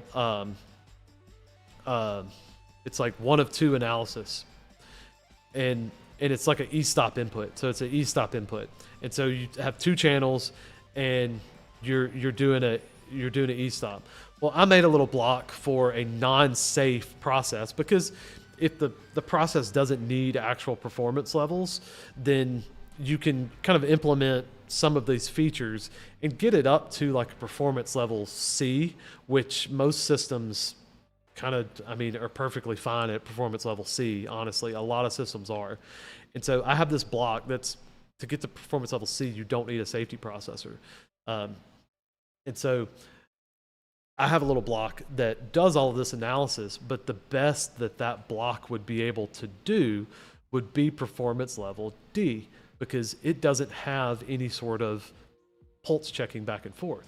It can do inverted inputs, and so it does what's called discrepancy check, but it doesn't have that pulse checking. You have to have the hardware for that, and the only way to get that hardware is with a safety input card, and the only way to use a safety input card is in a safety program. And so in order to have a safety program, you have to have an F processor. So there is that. So all of that to say is that if you don't need pulse checking, you technically don't need a safety input card. But you didn't hear that from me. Sorry, Siemens.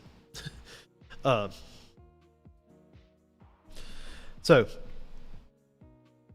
pretty straightforward. I think I say pretty straightforward. I've been doing it for years. If this is the first time you're seeing it, bless your heart. Like, this could get really annoying and really confusing. But so we've kind of talked about the fact that your safety system is going to be rated at its lowest component. But remember, just because I have a PLD sensing component in my safety system does not mean my safety circuit is necessarily rated at performance level D, which you're like, Jason, you just said that's the lowest level.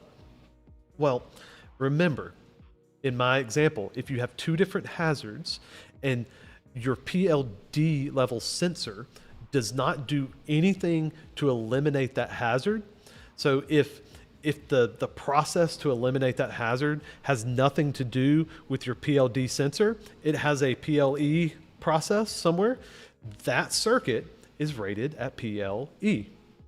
And so you just have to have a performance level or SIL level of your entire sensing, evaluation, reacting response for the hazard. Okay? So just because you have a PLE hazard does not mean everything in your system has to be PLE. Just remember that. If you have a light or a start button, it does not have to be PLE. Now, there is a big question about, does my start button need to be performance rated? Because it can start the system, right? Well, here's the thought about that. What is actually keeping the machine safe? So if that start button shorts out and starts up your machine unexpectedly, okay? Well, if all of your safety devices, so your sensing equipment, if all of those were made up, the only way that there would be motion in the system would be if the doors were closed, if everything was clear out of the machine. That's the only way the machine was going to start up. So, hey, all right, you go, wait, what the crap? Why did that start up? But it starts up in an empty thing, because all of your safety circuits are working properly. If that safety gate was open, so we have our doors open, and all of a sudden a rat chews the start button, then that safety circuit, unless there's some astronomically weird thing that happens, nothing's going to happen. The start button's going to get pressed, imaginarily pressed, and then nothing's going to happen. The machine's not going to start because that safety circuit has what it in a safe state. So, last thing I want to really talk about right now about the sensing portion, and I'm going to bump over really quick to evaluation and response, and we'll probably talk about maybe 20 minutes or so on evaluation and response. But just because you have to realize there's a difference between passivating, and so a channel that has an error, and a channel that is off. So like if your status for like an e-stop push button is e-stop off, in a safety circuit, you say, hey, someone has pushed my e-stop. So say you want this signal to be, all right, e-stop pressed, okay? And that's your signal. Inside of a safety rated processor, safety program, safety system, you can say, all right, with a 99 point whatever % chance or probability of being correct, I know that my e-stop is pulled out, okay? Well, if you press that in, that's not an error. That's not a problem. That's just, hey, you need to activate your safety system. And there are a lot of people that they end up getting this negative connotation with safety systems because that circuit is not actually set up correctly, and it faults out instead of just operating correctly. A well-operating safety circuit, if you open up a door on a machine, it shuts everything off, it stops, and you do whatever you do, you shut it back, hit reset, and it goes and runs. You don't have to go through and like reset up everything and rehome and all of this because of a fault. Now, if you were to have a wire fall off while it is working, then that would cause a fault, because the safety circuit should be able to detect that wire that fell off if you're at a certain level. So if you're at a PLE and that wire falls off, it is going and you hit that e-stop and it says, hey, your normally open contact never closed, but your normally closed contact opened. Holy crap, I got an open circuit here. There's a problem. There's a discrepancy fault. That's a fault, because you don't pull a wire off in order to run your machine. You push the e-stop, right? And so that's the difference between them. And when you have your system set up properly, your system doesn't fault out. We're going to talk about that on the drives here in a second, but a lot of that comes from the sensors as well. If your safety system is faulting out and you're having to acknowledge things, then either you have programmed it wrong or there is actually a problem. There is a short circuit, two wires that are wired up wrong, like your inputs are wired up wrong. A lot of people will wire these 4-wire inputs up like in that PLD configuration, and then they're constantly getting every time they hit the e-stop, that normally open contact closes and it pulses. It doesn't get a return pulse. And so the safety circuit says, holy crap, this is wrong. There's something wrong. And it faults out, and you have to do what's called a global acknowledgement. And so you have to acknowledge that safety fault. And so, so Lucid, yes, working with the 300, there are so many things that are much more difficult in the 300 series processors and kind of like the stuff that they have, like on the input cards, they have like these little bitty microscopic little safety addresses.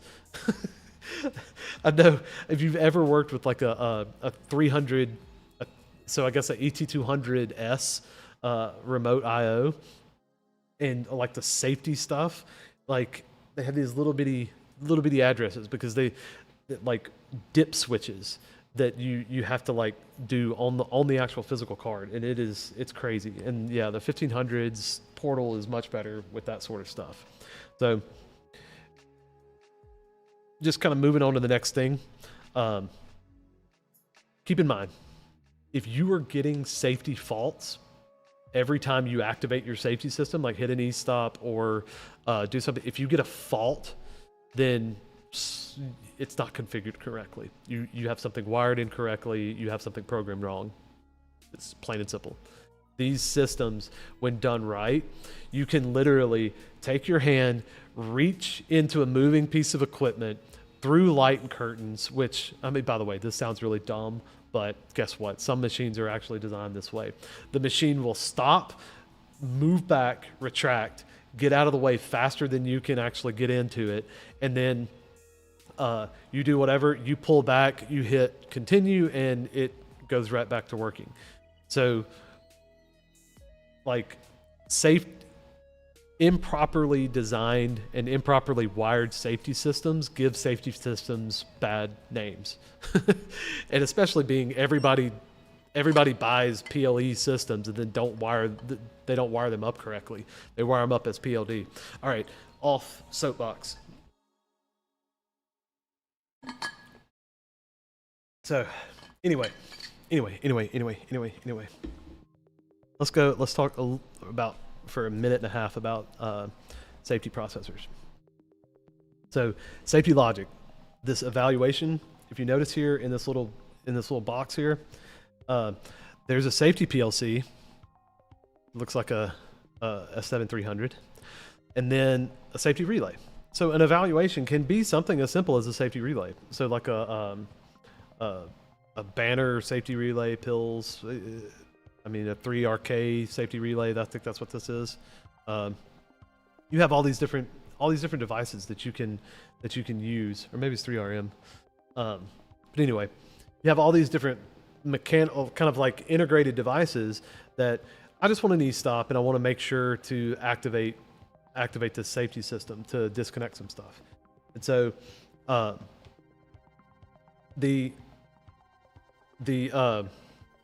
I have to say, with a safety processor, you can do logic that kind of gets, it's its own separate kind of processing area, and it kind of independently gets processed. And there are ways, and different manufacturers do things in different ways. But essentially what you're going to do is you have to verify that everything is, the logic is actually what it's supposed to be. So your logic is actually getting executed exactly like you designed it. And so a lot of ways that they'll do like checksums and checksum at the end of like all the different logical operations. They'll give like values to different logical operations and go to the end, and there's like a checksum for logical operations and blah blah blah, all this stuff.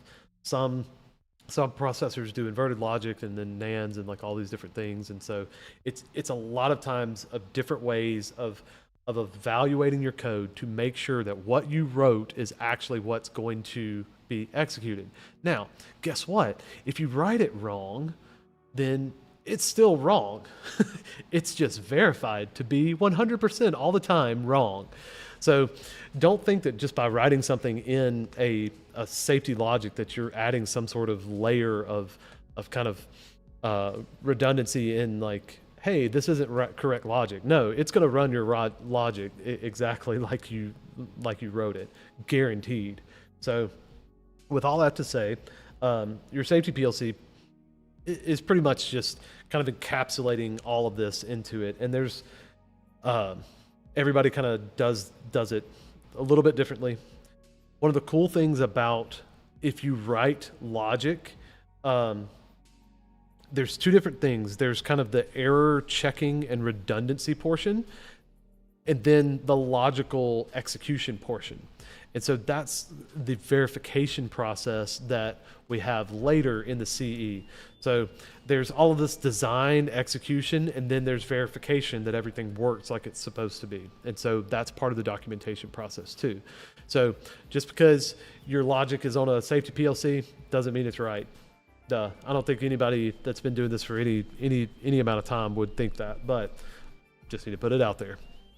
Last thing I want to talk about is the response. So the subsystem should be 3 response, but it is the system that if you try to put the machine into a safe state, then it is what verifies that it is actually in a safe state. So it guarantees it. And there's, on a motor, for example, the old way that you would do this is if a motor does not have power, then it cannot generate torque. Like an AC induction motor, if it does not have a line supply, it cannot generate torque. And that's just how it is. And so if you open up the circuit on an induction motor, there might be voltage there. Like it might be in a generating mode, and there might be some way that there's voltage at the terminals, but it's not going to be able to generate torque. It's not going to be able to actually force that motor to move. And this kind of brings up something that, like, a lot of times, let's go back to our example of the mining conveyor. On a conveyor system, if you're out on the conveyor, you don't care about the voltage back at the power center. You care about your buddy's arm getting ripped off by the belt. And that's a motion problem. And so you want that belt to stop as fast as possible. Well, if a belt is loaded down with, let's say 1,000 tons of coal, I mean, really, that's probably pretty reasonable for what some of these belts are doing. That's a lot of inertia, and it's moving at like, I don't know, let's say 20 meters a second. Like, I mean, these things can be flying.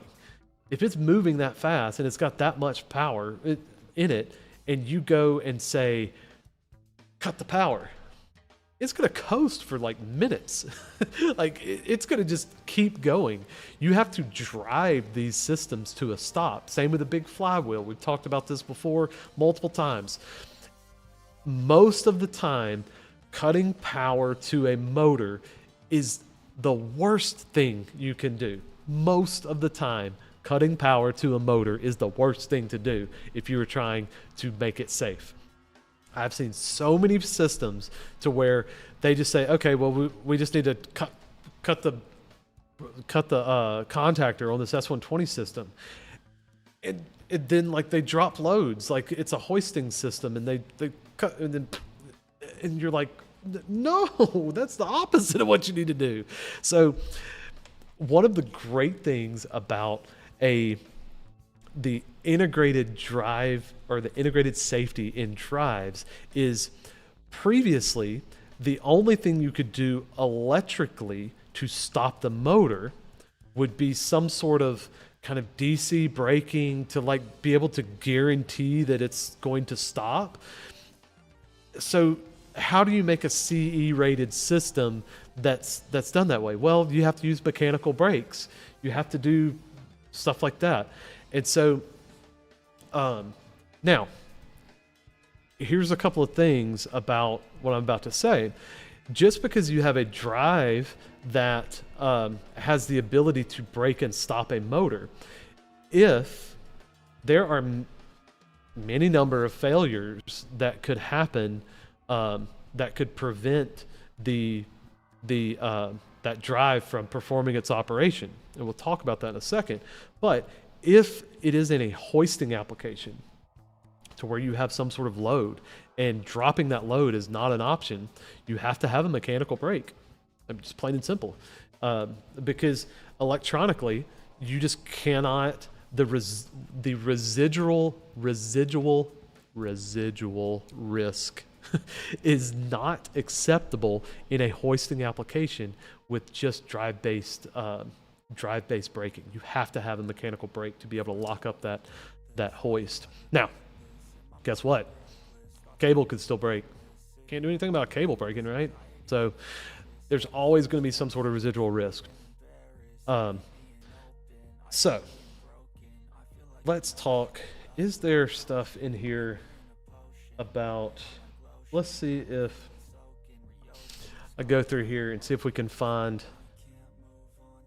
a thing about the integrated safety, because I do want to talk about the drives, because we've talked about kind of this oh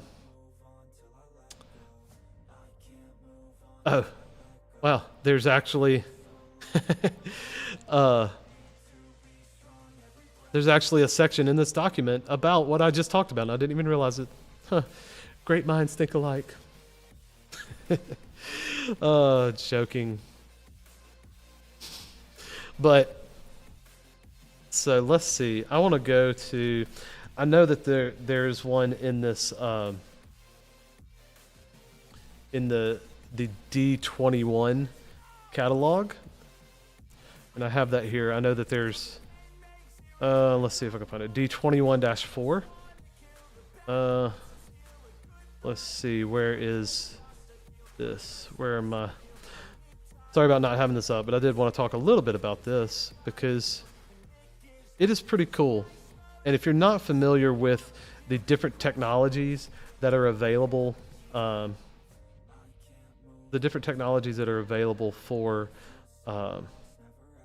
in the kind of SINAMICS line, you're missing out. So let's get back here to the sketch pad, and we've got these two functions here. This one on the left is just a straight STO, and honestly, this is where I may get back up on my soapbox a little bit, because especially in the US, and this is why I kind of preach this in the US, is because misapplication of this technology can be more dangerous than not even doing it. And it happens so much in the US because I don't know why, but maybe it's just this, oh, hey, don't want to take the time to actually understand these technologies, and understand these kind of safety directives and like what we're talking about today, the machine safety. The fact that just because you're using these machine safeties does not make your machine safe. You have to use your brain when you design this stuff in order to say, hey, I'm going to use the appropriate tool. I'm going to use the appropriate function. I'm going to make my logic appropriate. All that these safety certifications are doing is that they're saying, hey, if there's some sort of unexpected problem, we're going to be able to detect it. That's all that PLD, PLE, like all of that stuff means, is that, hey, if there's a problem, we could detect it. If you program the thing wrong to where when you press the e-stop, it speeds up, then guess what? When you press the e-stop, it's going to speed up. And so, anyway, as you might be able to tell, this is one of my kind of like pet peeves as a drives guy in the US. Is like, This STO function gets touted by a lot of, I will not name them, technical people and salespeople as making a drive system safe. And they need to stop, because STO is one of the most dangerous functions that you can implement. But for some reason, in the US, STO is signified as, okay, my drive system's safe. I activated STO. So an STO means safe torque off, and it just verifies and guarantees that the motor cannot generate torque. And like I've talked about ad nauseum, sometimes that's the worst thing you could do. A better function is this second function called a safe stop 1. Because a lot of people will be like, hey, I don't want my motor to be able to have power, because I don't want my motor to move. And so that's what an STO is. It makes sure that my motor can't move. No, it makes sure that your motor can't generate torque. If it's sitting still and you activate an STO, absolutely, it will not move. But if it is not sitting still, it will continue to move at whatever physics deems necessary. With a safe stop 1, it integrates an STO, but with the ability for the motor to electronically stop that motor. So it gives the motor the ability to generate negative torque, braking torque, which is like having a mechanical brake there. It generates braking torque as much as possible for a certain period of time. And then it says, okay, you've configured this for me to brake for 3 seconds as hard as I can. And then after 3 seconds, then I'll do an STO. This is so much more, it is orders of magnitude safer than just an STO by itself. Because like it says here at this orange line, that's where the safety stop, the E-stop is pressed. It drives that motor, it tries to brake, and it's along the off 3 ramp. And so a lot of these functions were already kind of integrated and implemented into the master drives.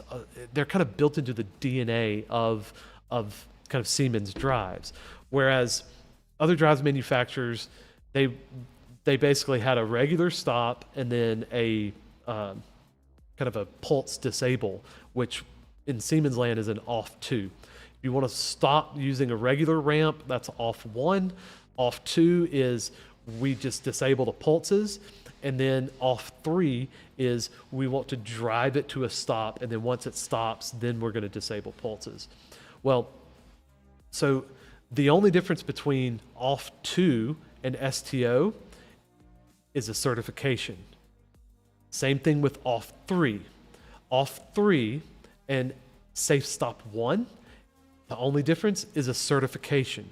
So safe stop 1 configures using the off 3 ramp down time of your drive. And that's what this is. And then after a configured amount of time, it releases torque. And so it activates a safe torque off, and you don't have any torque in your motor. It's not going to start accelerating. It's not going to be able to move, even if some rat chews up your start button. Okay? So let's scroll on down and look at the safe stop 2 benefit.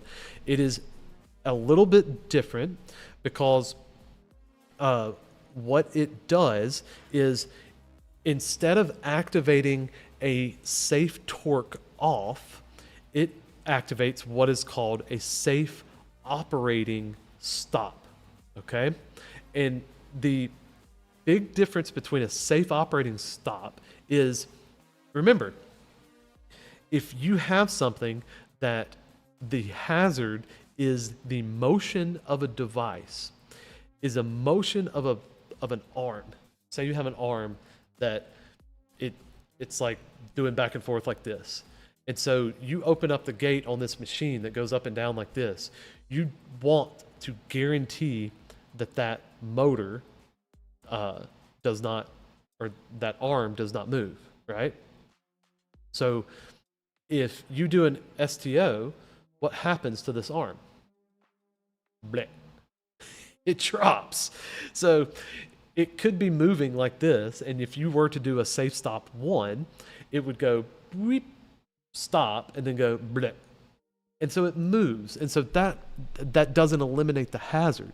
So a safe operating stop doesn't activate a safe torque off. It says, hey, you need that torque because you want to hold this position.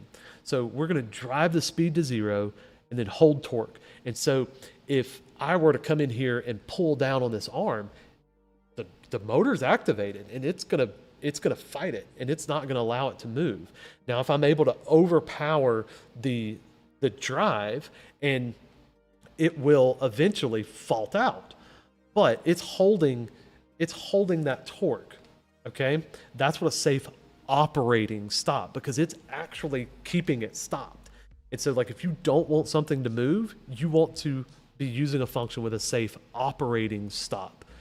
Now, obviously, if you have to have the motor on, or you have to have the drive on back in the cabinet. So if your logic kills the contactor going into your S120 system, you can't use this function, and it will fault out. And every time you put the e-stop, your drives will be faulted out, and you'll be complaining about these dang Siemens drives and their stupid safety circuits never work. No, you're using it wrong. Sorry, backing off. Distributor days are coming back. So the second one is a position-based version of the same thing. So it moves into a certain amount of time to a certain position and then keeps it there. So in my example, if we're going back, and my first example of this arm going back and forth, this safe stop 2 is, it's just whatever direction it's going to be moving, it's going to slow down, stop, and stay there. Okay. Well, in a safe operating stop, you can move it to a position in a certain amount of time. And then, so you say, okay, I hit the e-stop. This needs to be right here at this position. And so we go from there. Hold on, I'm getting another text message. Let me see if I may have to take another break. Let me know if, when I take these breaks, if y'all are getting ad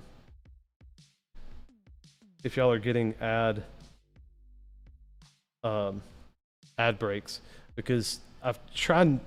I don't know how those works on that. So I'm gonna take a break real quick. I gotta answer a message, guy out in the field.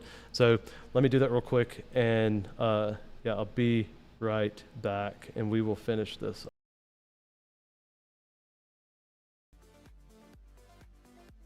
Nope.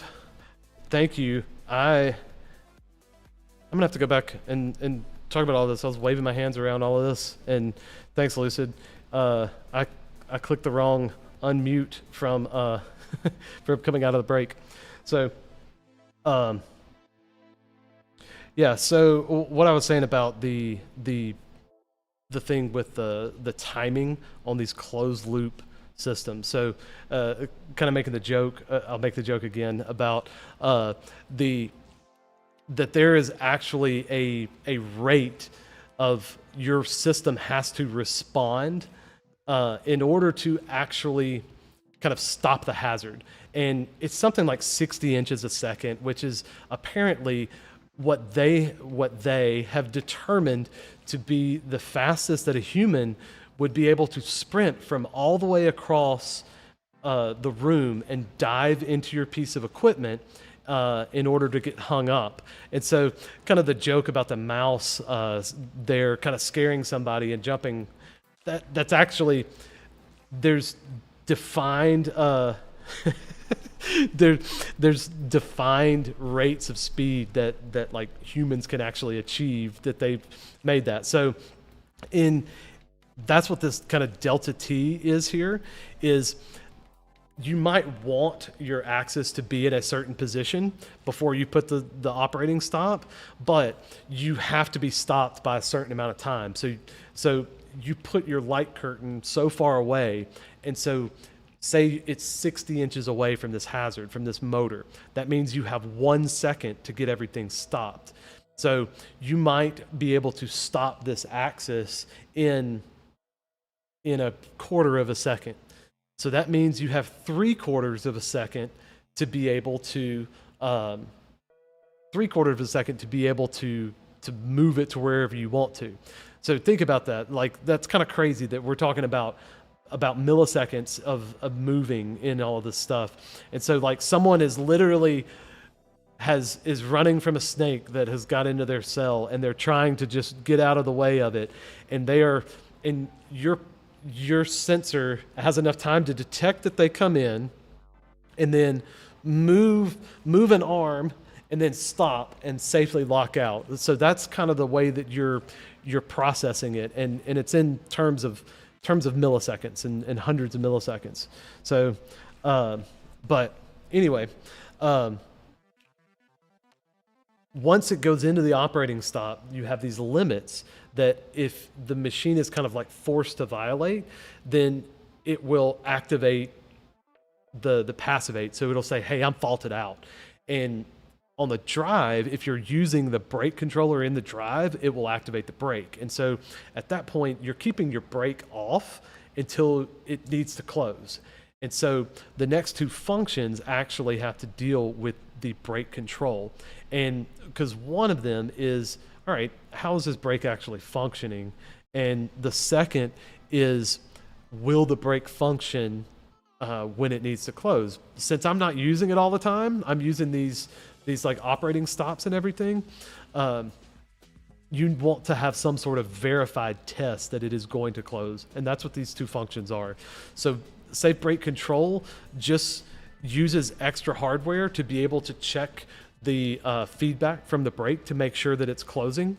And it will not activate an STO until the brake has closed. And so that's kind of the safe brake control. The safe brake test will actually prove the amount of torque that the brake can hold based on the motor torque. So what it'll do is you say, hey, I'm like in a crane application, for example, it's rated for say 100 Newton lifting capacity. And so you know that like you can't pick up anything else more than 100 newtons. And so that torque, you can only pick up 100 Newton meters of torque, whatever that works out to be with your mechanical system. And so your brake needs to be able to hold 100 Newton meters of torque no matter what. And so you set that amount of torque into your system, and you say, hey, I need to prove that the brake can hold that amount of torque. So you lock down the brake, activate this safe brake test, and it actually puts that torque up against that brake. And if the brake slips, pop, faults out, and it fails. And so it fails the safe brake test. And so if you're performing a safe brake test every however many hours or whatever, then you are essentially verifying that in the event that this brake needs to hold, it's going to hold. So built-in system. There's a couple of other things that you could do that are like, how many does it go into? It goes into a lot. So real quick, safety limited speed. You might have some system to where the process needs to continue, and like a conveyor belt or something. And so there's an acceptable amount of risk that's involved in this conveyor running, but it needs to slow down, and it needs to be verified that it is slowed down. So that's what a safe limited speed would be.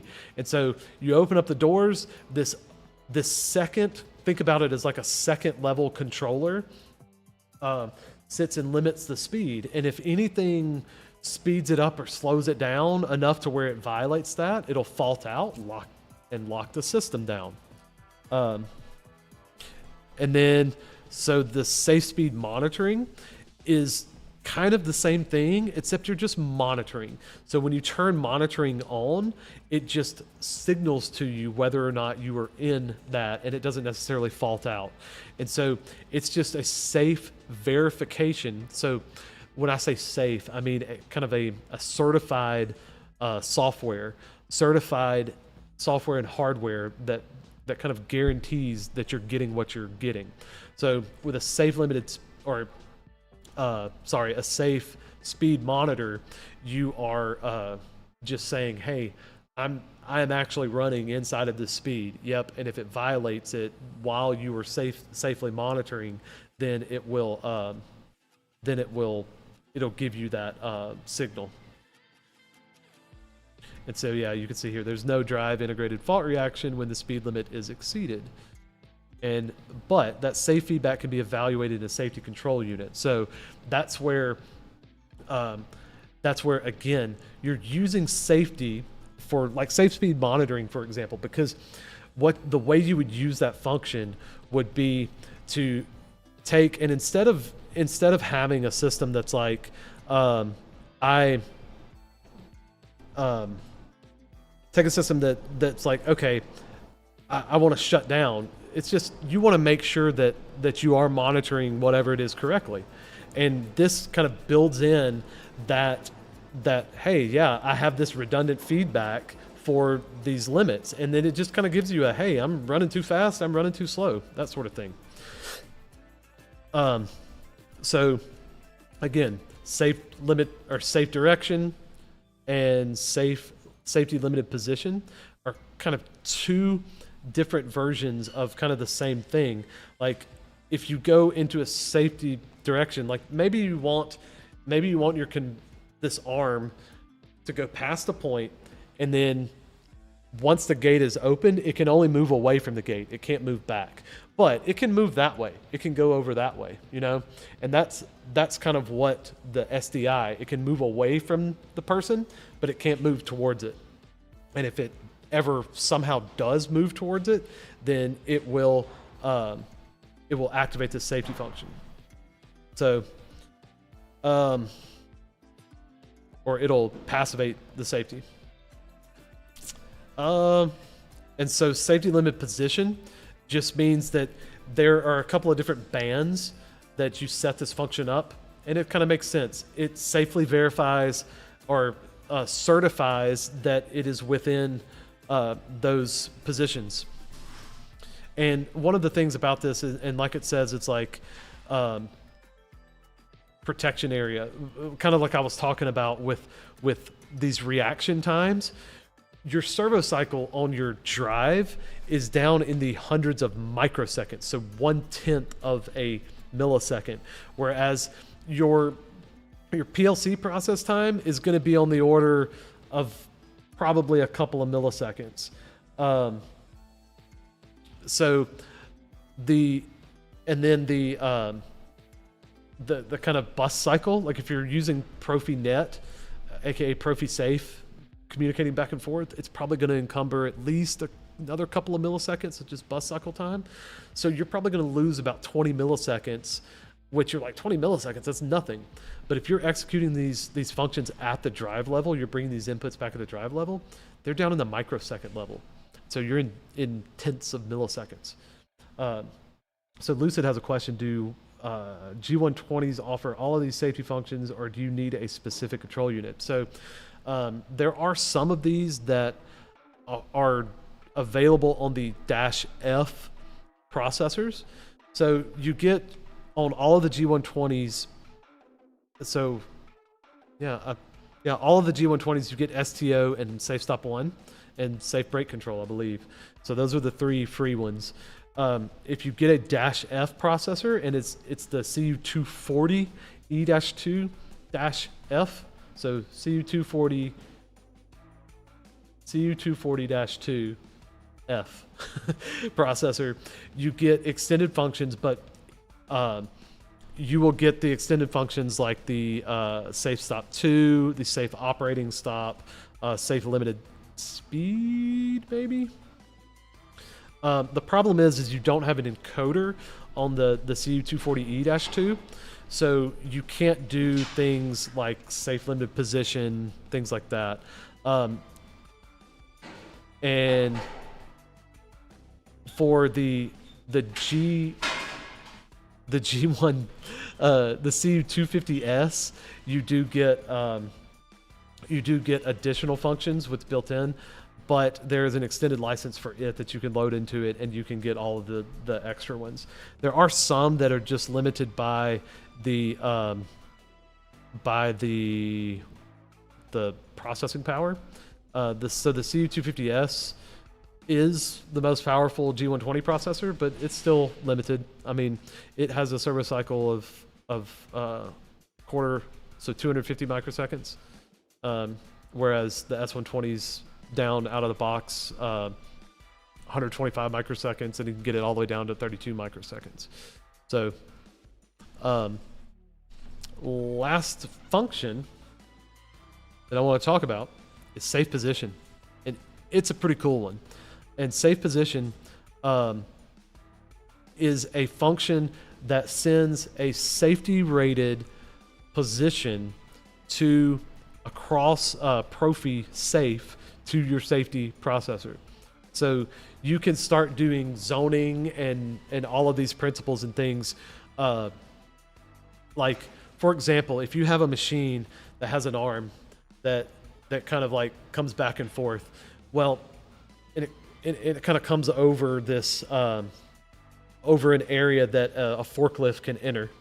Okay, well, you can activate this this safety function here that will allow you to take the position and keep your safety certification of your entire system, because it is using ProfiSafe, and using that safe position, you can do evaluation in your processor, and then say, for example, allow a gate to open for a forklift once the arm has moved out of the area and you have activated a safety limited position. So you could go through and say, okay, when it's in this position, I can't open this safety gate.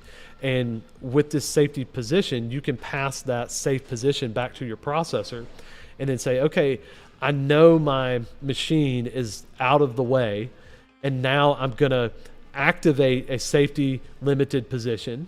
Okay, and so it can stay over here and move over here all at once, but your forklift path, who's picking up the pallet, is over here, and it can do whatever it wants over here. And you can kind of make, oh, hey, because I have this position, I know that the values are correct. And when you're using these functions down in the drive to like do a safety limited position, even if you command it to go back, it'll go boop, and then it might fault out your technology object because it says, nah, you can't move, and it'll stop, and then you'll get a following error. But with this function, you can actually get this and use it in safety logic. So it's pretty awesome. And we are at 2.5 hours. And honestly, anything else going into more of this? So I wanted to, the last thing that we talked about, again, there's a lot of stuff that's like these probabilities of dangerous failures per hour and all of this stuff in order to meet these different levels. And it's in this document. I will get the link to this document uploaded. And honestly, I will put these documents for the members. I will put them into the member directories as well. And I'll put in a June archive, even though it's like 14 days late. I'll put a June archive, and I'll put y'all a couple of goodies in there, just some conversion blocks and things that just to give you a little bit of value for the members. But yeah, so this has been class on kind of the basic levels, a basic thought process behind these integrated safety levels, not integrated safety, but these the CS mark. So this machine directive, these kind of safety functions, functional safety in your machines. And I know a lot of you that'll be watching this won't be building things for the CE mark, but hopefully you will take some of these ideas at least and implement them in your machines. So like I said, at these agriculture plants, the hazards and everything are mostly all guarded off and like closed off, and as long as nobody's taking covers off, then like unscrewing bolts, then there are very little hazards. And so the performance levels that you can get out of a non-safety rated processor, you can get up to C and D performance levels out of them just with the properly designed kind of wiring and check back and feedback signals. And so I just wanted to put this out there, especially for our US based and maybe those that aren't involved as much as kind of these directives and these certifications, that just by adding safety components, PLE safety components, does not mean that your system is any safer. You need to go through this process of risk analysis. You need to identify the risks by multiple different people from multiple different disciplines, identify the risks of your machine, and then come up with a plan. Even if you're not going through and documenting like for a CE mark, you do need to go through and identify the risks, identify the things that are potential problems, and eliminate them. For me, one simple thing is, like in a plant environment, you should have a e-stop visible from anywhere where there are going to be people. If there are people that can be operating machinery or working on a piece of equipment, they should easily, if something happens, be able to spin around and see an e-stop. And if they hit that e-stop, and that's the only e-stop that they have, it should shut down what's around them. And in some of these plants, that's not necessarily always the case. And so just that sort of mindset in your mind of, hey, how am I going to protect not just the people that are working, but protect the equipment, protect your process, protect your livelihood? Because I mean, for me, like, if I design a piece of equipment, guess what? Guess who's on the hook for it? Me.